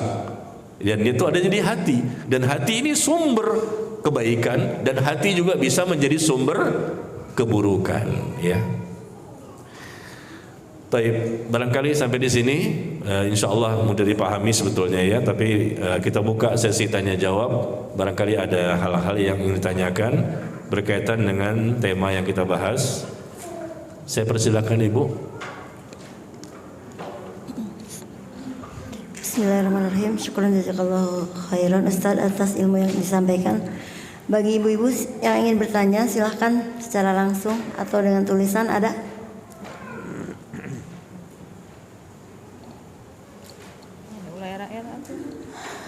Sementara belum ada, saya ingin bertanya Ustaz. Bismillah. Ustaz, terkait tadi seorang akhwat yang memposting di medsosnya itu, saya juga sering menemukan teman-teman gitu ya mengupload bagian gambar-gambar pakaian dari belakang atau dari sisi yang tidak terlihat wajah gitu. Masih dia, tapi dengan niat dia hanya mengiklankan pakaian dan juga mungkin menambah syiar bahwa di kalangan kaum muslimin berhijab dengan rapih dan mungkin lebar atau gimana, itu yang niatnya dari pengupload itu, dengan niatnya itu untuk mengiklankan pakaian. Ustaz, gimana tuh Ustaz hukumnya? Syukran jazakallahu khairan.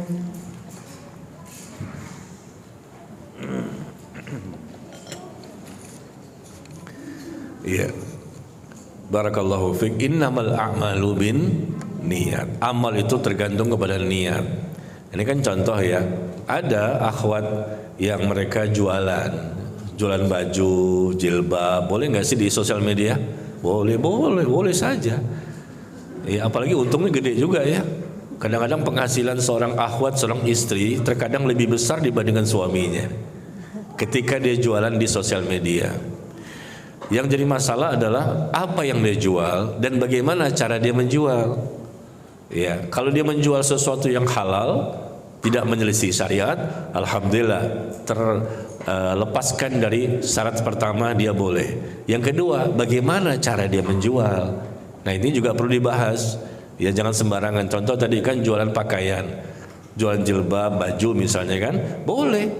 Ya, tinggal dia pajang, ada patungnya kan tuh, patung wanita yang tanpa kepala itu, apa namanya Bu? Manekuin. Iya, bisa dipajang. Silakan, ini pakaian rancangan saya, apa namanya itu, busana yang bagus, harganya sekian, bisa diskon, diantar ke tempat, COD juga bisa, segala macam. Silakan, nggak apa-apa. Yang jadi masalah itu apa Bu? Cara dia menjualnya, ternyata foto modelnya dia, si akhwat tersebut yang cantik jelita. Dia menjadi modelnya, dia tunjukkan bagaimana dengan gayanya, kelihatan mukanya semuanya lengkap. Itu yang saya ceritakan ibu tadi. Bahkan dia berjalan di atas apa Bu? Catwalk ya? Apa Bu yang biasa tuh? Namanya apa tuh kalau ada orang-orang yang suka ikut perlombaan-perlombaan itu, catwalk ya. Dia tunjukkan Bu videonya, ya, fotonya. Itu semua rancangan dia. Ternyata yang saya ceritakan tadi akhwat itu juga jualan baju. Jadi bukan sekedar dia memamerkan kecantikan begitu saja, dia punya apa Bu? Konveksi. Punya konveksi, punya tukang jahit banyak ya, dan bajunya mahal-mahal. Ya. Butik Ustaz. Hah? Butik. Iya, dia punya butik. Iya, ibu-ibu kan nggak tahu kan siapa orangnya, boleh dong saya cerita ya. Ini kan nggak gibah kan. Yang jelas dia akhwat seorang wanita Bu. Akhwat seorang wanita, dia punya suami, dia punya anak. Kan ibu nggak tahu siapa dia, jadi bukan gibah, tapi ini pelajaran gitu loh bagi kita semuanya. Ternyata yang sudah 10 tahun pun tidak ada jaminan kalau dia itu akan tetap menjadi lebih baik. Ternyata turunnya jauh banget. Itu kan dosa besar, tabarruj. Dan apalagi bajunya bagus, dia juga cantik. Ya memang saya jujur apa adanya, dia cantik kok. Iya, masih muda juga.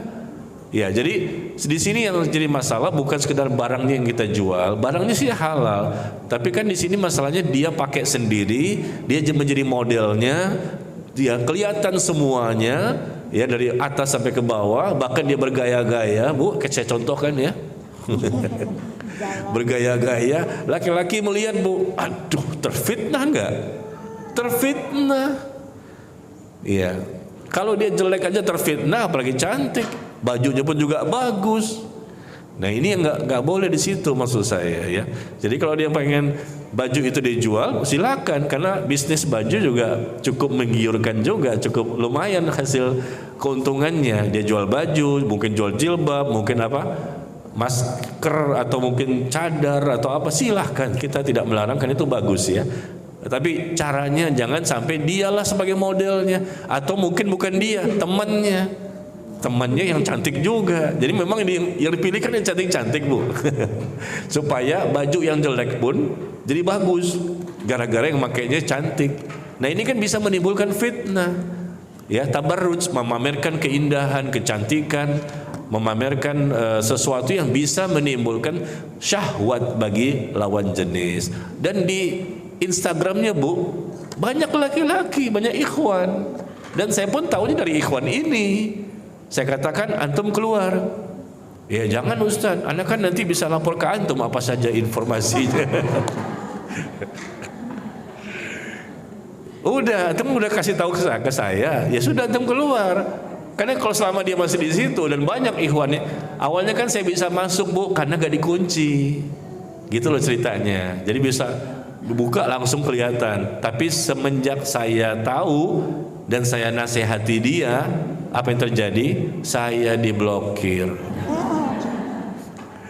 Saya diblokir, terus Instagramnya dikunci, nggak bisa dimasuki oleh siapapun kecuali dengan izin dia. Sampai hari ini nggak bisa masuk kecuali izin baru bisa masuk. Tapi yang sudah masuk di dalam tuh ratusan orang, itu ikhwannya banyak. Ketika saya buka pertama kali itu kan masih terbuka, siapapun bisa lihat. Begitu saya nasihati dia nggak terima Bu. Baik-baik ya, Masya Allah kita udah dekat, nggak terima, dinasihati. Akhirnya apa? Nggak mau ngaji lagi dengan saya sampai hari ini. Dan tidak juga ngaji dengan yang ustadz-ustadz sunnah yang lain. Gara-gara duit. demi dunia ini, bil fulus kullu syai'in tembus.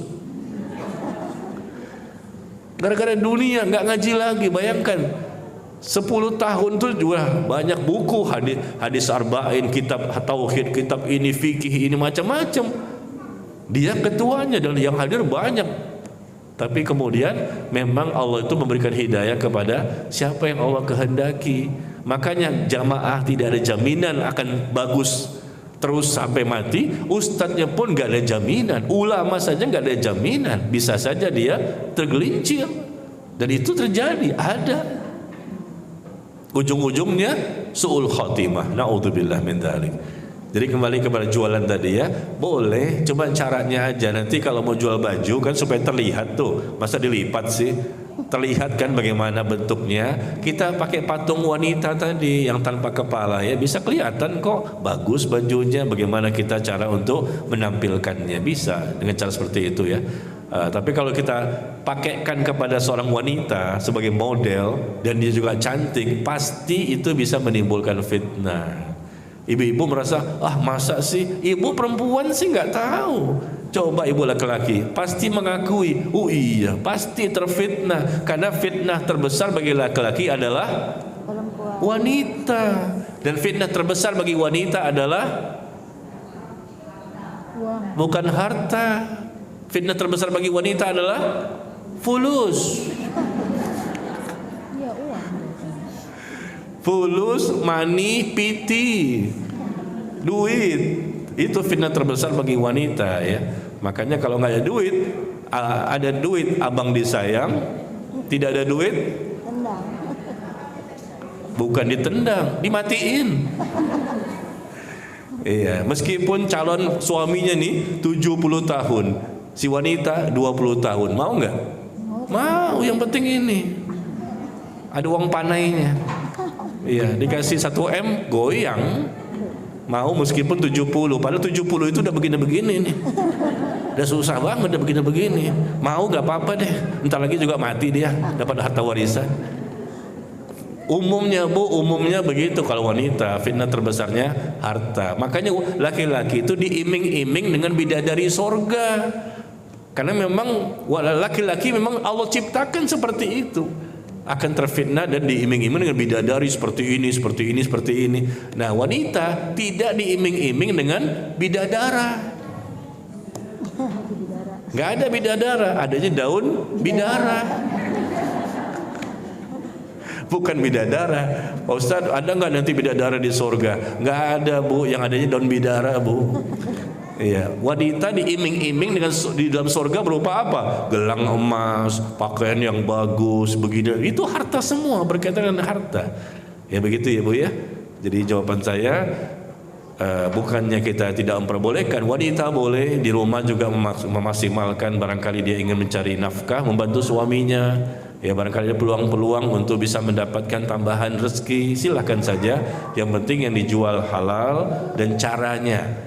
Cara menjualnya juga harus sesuai dengan syariat. Ya, wallahu a'lam bishawab. Iya, silakan.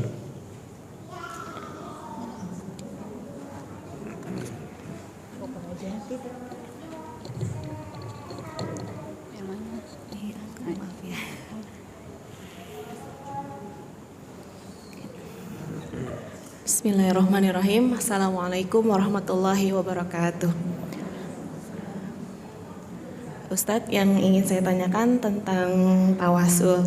Tadi kan salah satu tanda orang yang ikhlas disebutkan bahwa melupakan amalnya. Nah, kaitannya dengan tawasul, Ustadz. Bagaimana hukum bertawasul itu?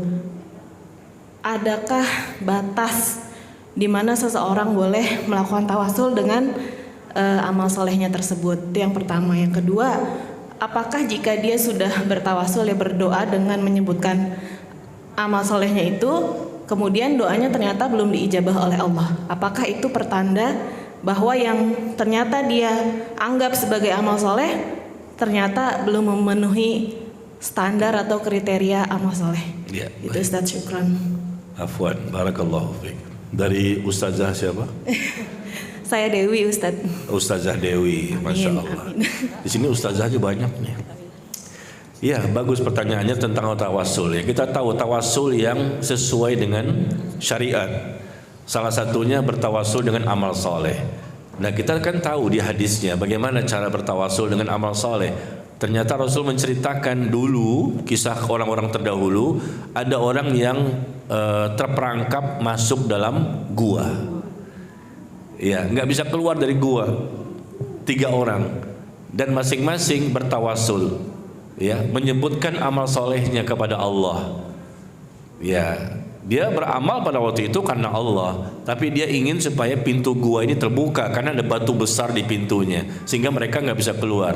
Gimana caranya? Salah satu cara adalah mereka menyebutkan amal solehnya. Ya Allah, dulu aku pernah berbakti kepada ibu orang tuaku.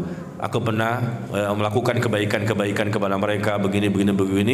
Maka hindarkanlah kami dari gua yang tertutup seperti ini, maka kami supaya bisa keluar. Akhirnya kebuka sedikit, tapi belum bisa terbuka semuanya. Dengan sebab doanya tadi, dia menyebutkan amal soleh kepada Allah loh, bukan kepada manusia. Ini ceritanya kan dia menyebut amal solehnya. Allah tahu semua amal solehnya, tapi dia sebut itu sebagai tawassul. Ya, berdoa dengan menyebutkan amal soleh yang sudah pernah dilakukan. Ya. Dan juga yang nomor 2 seperti itu, nomor 3 begitu. Masing-masing menyebutkan amal soleh. Nah, ini pertanyaannya tadi adalah ternyata kita bertawasul dengan menyebutkan amal soleh. Apakah itu menunjukkan tidak ikhlas? Iya, itu semuanya kembali kepada niat. Kalau kita menyebutkan amal soleh kita, kan kita dalam rangka berdoa kan, berdoa kepada Allah, bukan menyampaikan amal soleh kita kepada manusia.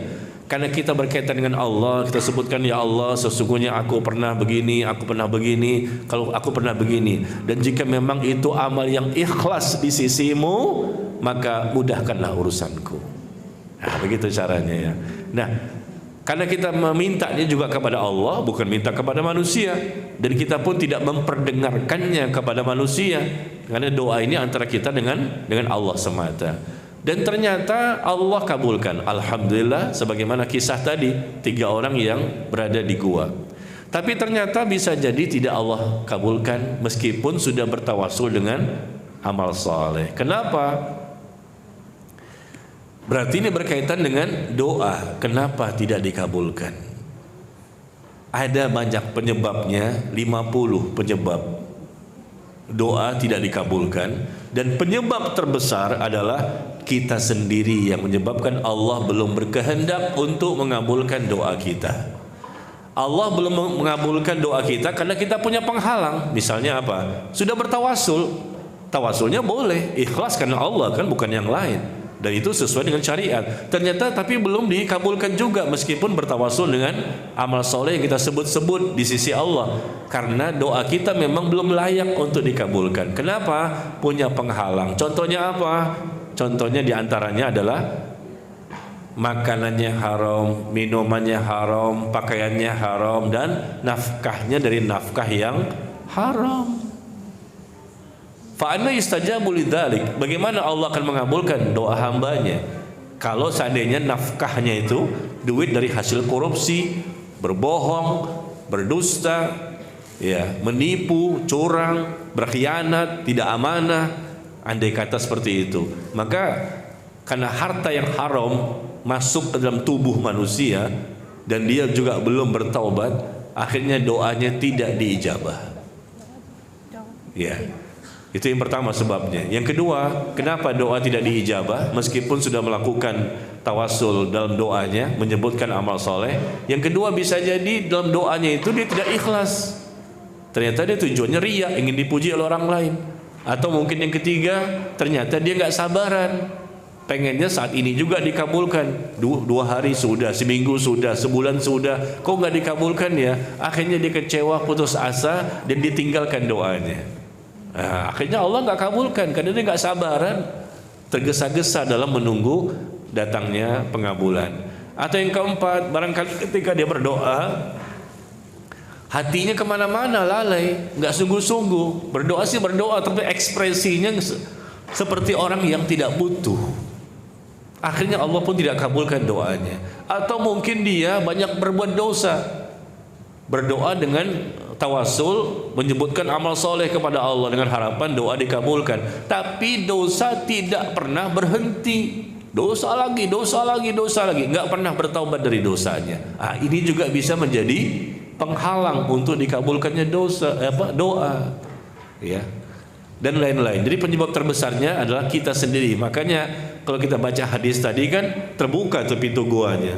Ya, satu lagi berdoa, terbuka lagi, satu lagi berdoa, terbuka lagi. Akhirnya tiga-tiganya bisa keluar dari gua itu. Awalnya tertutup karena tiga-tiganya orang yang baik, yang layak untuk dikabulkan doanya. Kita pengen memanfaatkan seperti ini, tapi kitanya belum baik, masih punya penghalang-penghalang untuk dikabulkannya doa. Ya, jadi bukan Allahnya yang tidak berkehendak, bisa jadi kita sendiri yang menjadi penghalangnya. Ya, kalau Allah mengabulkan doa itu mudah apa sulit? Mudah. Sangat mudah. Allah mengabulkan doa, apalah artinya doa. Allah Maha mendengar, Allah Maha melihat. Tapi terkadang Allah tidak kabulkan karena hamba tersebut ada penghalang-penghalangnya. Maka singkirkan semua penghalang itu, insya Allah peluang yang sangat besar nanti doa dari seorang hamba itu akan dikabulkan. Karena Allah Maha mendengar doa hambanya. Ud'uni astajib lakum. Berdoalah kepada aku, kata Allah, aku akan kabulkan permintaanmu. Wa idza sa'alaka ibadi anni fa inni qarib. Ujibu da'watad da'i idza da'an. Falyastajibu li wal yu'minu bi la'allahum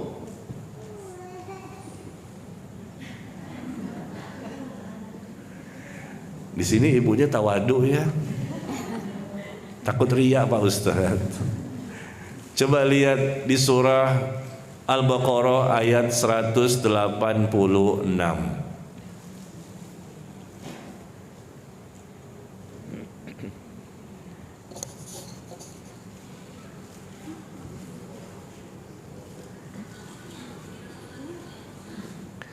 Al-Baqarah 186 ya. Kita lihat di situ firman Allah tabaraka wa taala. Allah berfirman, apabila hamba-hambaku bertanya kepadamu tentang diriku, katakanlah aku itu dekat. Aku mengabulkan orang-orang yang berdoa kepada aku. Ya, Allah sebutkan bahwa Allah mengabulkan doa dari orang-orang yang berdoa kepada Allah tabaraka wa taala. Ya, jadi seperti itu ya. Coba kita evaluasi kenapa doa juga belum dikabulkan. Dan saya pun alhamdulillah sudah menulis buku, Bu. Buku yang saya tulis di tahun 2013 ya. Berarti sudah 11 tahun yang lalu. Buku yang saya tulis berjudul 50 sebab doa tidak terkabul. Nah, coba ibu-ibu baca di situ. 50 sebab doa tidak terkabul, dan kita lihat di poin pertama, kedua, ketiga sampai 50. Wah, saya ada di sini nih. Wah, saya ada di sini nih. Saya ada di sini. Daftar isinya coba lihat 50 sebab. Nah, bisa jadi itulah yang menjadikan akhirnya doa kita belum dikabulkan. Mau coba dengan tawasul nggak dikabulkan, mau coba dengan tanpa tawasul pun nggak dikabulkan. Jangan salahkan caranya. Itu sudah sesuai syariat.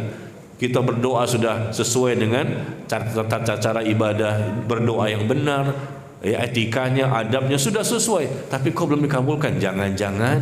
Nah, coba evaluasi di nomor 10-nya, mungkin di nomor 30-nya, mungkin di nomor 40-nya, 50 sebab. Ya, tapi itu kalau sudah kita singkirkan semua, baru Allah akan kabulkan doa hambanya. Ya, baik. Yang lain silakan. Bismillahirrahmanirrahim. Assalamualaikum warahmatullahi wabarakatuh, Ustaz. Ini di surat Al-Zalzalah ini ayat 7 dan 8 ini. Maka barang siapa mengerjakan kebaikan sebesar zarah, niscaya dia akan melihat balasannya. Dan barang siapa mengerjakan kejahatan sebesar zarah, niscaya dia akan melihat balasannya. Nah, apakah ketika niat kita, walaupun amalannya baik ya, tapi niatnya mungkin kita lupa atau ini tidak lillahi ta'ala, itu termasuk ini ya Ustadz ya, amalan yang jahat gitu, termasuk dinilai amalan jahat. Itu satu Ustadz. Kemudian apakah ketika sudah kita mempunyai niat tapi kita tidak melaksanakan amalan itu, apakah Allah sudah memberikan pahala pada kita gitu? Ya, itu saja. Terima kasih Ustaz. Barakallahu fiik. Yang pertama tadi, iya, di surah Az-Zalzalah ya, "Faman ya'mal mithqala dzarratin khairan yarah wa man ya'mal mithqala dzarratin syarran yarah." Barang siapa melakukan kebaikan meskipun sebesar biji sawi, dia akan melihat balasannya. Dan barang siapa yang melakukan kejahatan, keburukan, kemaksiatan meskipun cuma sebesar biji sawi, maka dia akan melihat balasannya. Artinya ini adalah informasi yang sangat menakutkan ya bagi orang yang melakukan keburukan dan kemaksiatan. Dikit dosanya, cuma dosa kecil bukan dosa besar, tapi dia akan melihat nanti balasan yang Allah berikan kalau Allah tidak memberikan ampunan. Semuanya tertulis, dicatat oleh malaikat dan nanti akan dibukakan kitab catatan amal. Dan jika Allah berkehendak untuk mengampuni, alhamdulillah selamatlah hamba itu. Tapi ketika diberikan balasan hukuman, maka dia akan binasa. Nauzubillah. Dan beruntung juga bagi orang yang melakukan kebaikan, meskipun kebaikan yang sifatnya kecil ya, bukan yang besar-besar. Mungkin haji, umroh berkali-kali, bangun malam tahajud, puasa sunnah Senin Kemis, bersedekah begitu banyak uangnya. Mungkin amal remeh kecil, hanya menyingkirkan duri yang ada di jalanan, bisa menyebabkan Allah mengampuni dosanya dan Allah masukkan ke surga. Itu terjadi dan Rasul menyebutkan di hadis, ada seseorang yang menyingkirkan duri. Apa sih duri? Kalau kita kan lihat tahajud dong, baca Quran, berkhatam-khatam berkali-kali, pakaian dong, casing kita gimana, jenggotnya sampai sepuser barangkali, ya. Tapi ini Rasul menggambarkan ada orang yang menyingkirkan duri yang ada di jalanan, takut keinjak sama orang lain. Kata Rasul, Allah ampuni dosanya, Allah masukkan dia ke surga. Hanya gara-gara itu, makanya jangan meremehkan amal yang kecil. Karena kita tidak tahu dengan sebab amal yang manakah Allah mendatangkan rahmatnya. Barang siapa melakukan amal kebaikan meskipun amal yang kecil, maka dia akan melihat balasannya. Dan balasan ini bisa jadi menjadi besar, yaitu dia dimasukkan ke surga. Contoh yang lain Bu, ada seorang wanita di kalangan Bani Israel, kita baca di hadis ya, yang ternyata dia seorang pelacur. Seorang wanita penzina, pelacur, ternyata dia melihat ada anjing yang sedang kehausan. Pernah dengar ceritanya? Iya, anjing lagi haus. Mungkin kalau kita, saya nggak suka sama anjing, biarin aja, mati-matilah dia. Si penzina ini ternyata berusaha mencari air, turun untuk mengambil air di sumur dengan susah payah, dia naik lagi ke atas, memberikan air kepada anjing yang sedang kehausan dengan ikhlas, tulus. Dia ingin membantu anjing tersebut. Ternyata dengan sebab itu, ini kan amal yang dianggap remeh kan. Anjing, apalah anjing. Saya mau nolong orang bertakwa, orang yang soleh, orang yang, kalau anjing biar aja mati. Saya gak suka sama anjing. Tapi dia tetap ingin memberikan pertolongan. Amal yang dianggap remeh mungkin oleh kebanyakan manusia. Tapi dengan sebab itu Allah berikan dia hidayah, si penzina tadi. Allah berikan dia taufik sehingga dia bertaubat. Dan akhirnya kata Nabi di hadis, Allah masukkan si pelacur tadi, mantan si pelacur tadi, masuk ke dalam surga. Jangan meremehkan amal yang kecil ya. Nah, jadi kembali kepada pertanyaan, bagaimana kalau seandainya amalnya amal soleh kan, amalnya baik, tapi niatnya nggak ikhlas? Saya katakan tadi dari awal kan bahwa tidak berpahala dan dia berdosa. Meskipun amalnya sesuai sunnah, sesuai syariat, dalilnya jelas ada, tata cara ibadahnya, tapi gara-gara niat dia nggak ikhlas, berarti dia riya. Nggak ikhlas, berarti dia sum'ah. Nggak ikhlas, berarti dia ujub. Nggak ikhlas, berarti dia sombong. Lawan dari ikhlas kan itu. Ingin dapat pujian, tenar, popularitas, harta, kedudukan, jabatan, berarti dia berdosa. Ya, amal nggak diterima, nggak ada pahala, bahkan dia berdosa dan mendapatkan balasan hukuman dari Allah. Capek letih lelah, ibadah, harta keluarkan banyak sekali, tapi nggak ada manfaatnya, bahkan berdosa dan dihukum dengan ancaman karena dia melakukan sesuatu bukan karena Allah. Ikhlas tapi nggak sesuai dengan syariat, nggak diterima juga. Sesuai syariat amalnya, tapi nggak ikhlas, nggak diterima juga. Jadi gimana? Harus dua persyaratan diterima. Ikhlas juga, sesuai syariat juga. Caranya bagaimana beribadah kepada Allah, seperti itu ya. Iya. Kadang-kadang nih pengen pamer, ria, berangkat haji umroh bu. Berangkat haji umroh, depan Ka'bah tuh, foto depan Ka'bah, samping Ka'bah, atas Ka'bah. Kalau memang bisa di atas Ka'bah, atas Ka'bah. Iya enggak? Iya. Pamer-pamer. Nah, seperti ini kan? Dia melakukan tawafnya benar, sa'inya benar, umrohnya benar, semua sesuai syariat. Tapi ngomong-ngomong kemana-mana, saya umroh, ngapain? Jangan-jangan niat itu bukan karena Allah. Pasang di status, Afwan jangan ganggu ya, lagi ibadah. Afwan jangan ganggu ya, lagi tawaf. Ngapain? Oh, sum'ah itu menceritakan amalan ingin dipuji. Atau pamer-pamer foto. Mohon maaf ya, survei membuktikan tidak sedikit ikhwan dan akhwat ketika haji atau umrohnya itu suka foto-foto di sana, dan fotonya dimasukin di Instagramnya. Jadi orang tahu, oh lagi di sana dia nih, peluk-pelukan, foto bersama, lagi di umroh, ya lagi tawaf foto, lagi sa'i foto, dia padang Arafah foto. Maksudnya apa itu? Ikhlas itu sesuatu yang sulit. Jangan dibuka peluang-peluang untuk bisa menjadi orang yang tidak ikhlas. Bu, ikhlas itu perubahannya per detik. 1 detik yang lalu ikhlas, 1 detik kemudian sudah tidak ikhlas. Per detik susah. Kan saya kan ini Pak Ustadz, bentuk syukur saya tampilkan foto saya di Instagram tuh, bagaimana begini. Waduh, saya katakan ini membuka peluang bahaya sekali. Siapa yang bisa menjamin bahwa dia akan ikhlas selamanya? Siapa yang bisa menjamin? Sedangkan perubahannya per detik. Nih saya kasih contoh ya. Berangkat umroh, ikhlas sesuai tuntunan syariat, oke, masya Allah. Berangkat ke sana semuanya ikhlas, masya Allah, pahala dapat. Pulang dari umroh ikhlas, pahala dapat. Mantap kan? Pulang dari haji, pahala dapat. Ternyata 3 bulan kemudian dia menceritakanlah bagaimana hajinya, bagaimana umrohnya, dengan niat ingin dipuji, dengan niat ingin pamer, dengan niat supaya ya sifatnya bukan karena Allah. Maka yang 3 bulan kemarin tuh haji sama umrohnya hilang semua pahalanya. Berangkat lagi umroh yang kedua. Padahal berangkatnya awal ikhlas, di sana ikhlas, pulangnya ikhlas. Tapi ikhlas tadi yang kita lakukan ibadah itu harus kita pertahankan sampai mati. Tiba-tiba baru 3 bulan udah goyang dia. Setan membisikkan, ceritain supaya kamu dipuji. Maka dia pun menceritakan, di sana saya begini. Maksudnya apa menceritakan?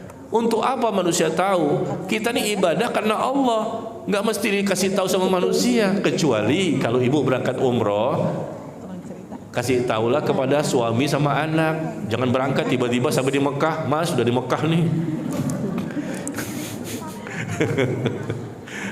Bingung kan suaminya, kamu di Mekah berapa lama? Ya mungkin setengah bulan, langsung pingsan suaminya.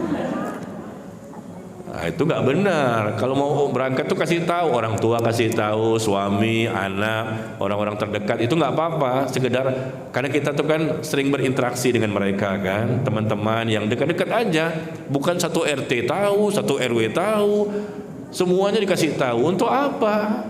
Takutnya bukan suuzon, takutnya nih hati bisa berubah.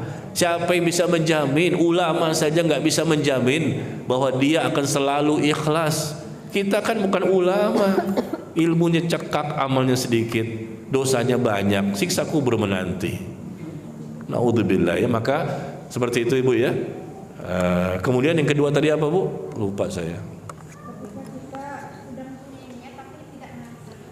Oh, sudah punya niat tapi tidak melaksanakan. Di hadis ada jawabannya. Rasul mengatakan sudah punya niat yang baik, niatnya baik, ingin melakukan suatu kebaikan, tapi belum melakukan, maka sudah tercatat pahalanya. Dan pahalanya berapa? Pahalanya 1. Iya, pahalanya 1 sudah tercatat. Diamalkan pahalanya 10 sampai 700 kali lipat. Niat saja belum melakukan, saya pengen ngaji nih, saya pengen ngaji, udah niat pengen ngaji, pengen taklim, datang ke Masjid Ar-Razak, baru niat, sudah tercatat pahalanya 1. Kalau dia betul-betul datang karena Allah, maka tercatat pahalanya 10 sampai 700 kali lipat. Niat yang baik ya. Tapi kalau niat yang buruk di hatinya, saya pengen berzina nih, baru niat doang, belum berzina, maka belum tercatat dosanya. Dosanya belum tercatat. Ya, dosa itu tercatat kapan? Kalau sudah mengamalkan dosa. Itu bedanya Bu antara niat yang baik dan niat yang buruk. Niat yang baik belum diamalkan, sudah tercatat 1 pahala. Diamalkan 10 sampai 700 kali lipat. Tapi kalau niat yang buruk, pengen berdosa, melakukan kejahatan, keburukan, kemaksiatan, baru niat saja belum mengamalkan, belum tercatat dosanya. Kata Rasul seperti itu di hadis. Tapi kalau dia mengamalkan, baru tercatat 1 dosanya. Ya, maka perbanyaklah kita niat yang baik. Perbanyak niat yang baik, meskipun mungkin kadang-kadang kita tidak bisa mengamalkannya. Sebelum tidur niat pengen bangun malam, sholat tahajud. Allah sudah tahu kan niat kita, pengen niat ya. Pas malam nggak bangun, berarti sudah tercatat 1 pahala. Besok niat lagi, nggak bangun juga 1. Besok niat lagi, nggak bangun juga. Akhirnya cuma niatnya doang, pahala cuma 1. Niatnya saja sudah berpahala, tapi jangan begitu dong. Masa tiap malam cuma koleksi niat doang, nggak bangun-bangun. Itu saya tuh begitu tuh. Kalau ibu-ibu sih kayaknya bangun lah ya, minimal kencing lah jam 2 malam itu. Ya, niat tuh gampang. Niat yang baik tuh gampang, tapi kadang-kadang susah untuk diaplikasikan. Meskipun tidak ada uzur, nggak ada halangan sebetulnya. Begitu hujan lebat, pakai selimut, tarik lagi selimutnya, tidur lagi. Ya, subuhnya kadang-kadang lewat ya. Naudzubillah. Dan terakhir, sebelum kita tutup, saya memberikan informasi kepada ibu-ibu sekalian. Silakan lihat di Telegram Bu, sekalian saja. Tadi kan 10 tanda orang yang ikhlas. Sekarang 20 kiat ikhlas karena Allah. 20 kiat ikhlas karena Allah. Gimana caranya ikhlas tuh Pak Ustadz? Dari tadi saya nunggu-nunggu pertanyaan seperti itu. Nggak ada yang nanya ya, karena semuanya kayaknya sudah ikhlas ya, Masya Allah. 20 kiat ikhlas karena Allah, tanggal 23 Agustus. 23 Agustus. Judulnya 20 kiat ikhlas karena Allah. Silakan ibu-ibu baca nomor 1 sampai 20. Bagaimana supaya kita bisa menjadi orang yang ikhlas ya. Langkah-langkahnya, metodenya ya, nomor 1 sampai 20. Artikelnya silakan dibaca sendiri, dipahami, diulang-ulang ya. Dan silakan untuk di-share kembali. Di-share kepada suami di rumah, kepada anak-anak ya, teman-teman, supaya manfaat kajian kita ini semakin banyak barokahnya. Tanggal berapa Bu? 23 Agustus ya. 20 kiat ikhlas karena Allah.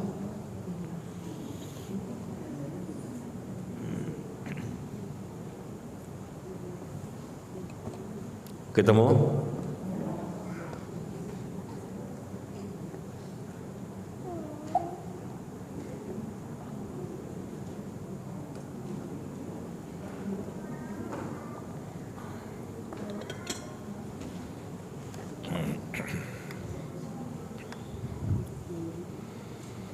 Ya. Jadi 2 artikel ya yang kita bahas di Telegram saya. 10 tanda-tanda orang yang ikhlas. Yang kedua 20 kiat ikhlas karena Allah. Tolong dibaca kembali ya, dan bisa disampaikan kepada yang lain. Demikian barangkali sampai di sini pertemuan kita. Semoga bermanfaat dan insya Allah kita ketemu lagi pada kesempatan berikutnya.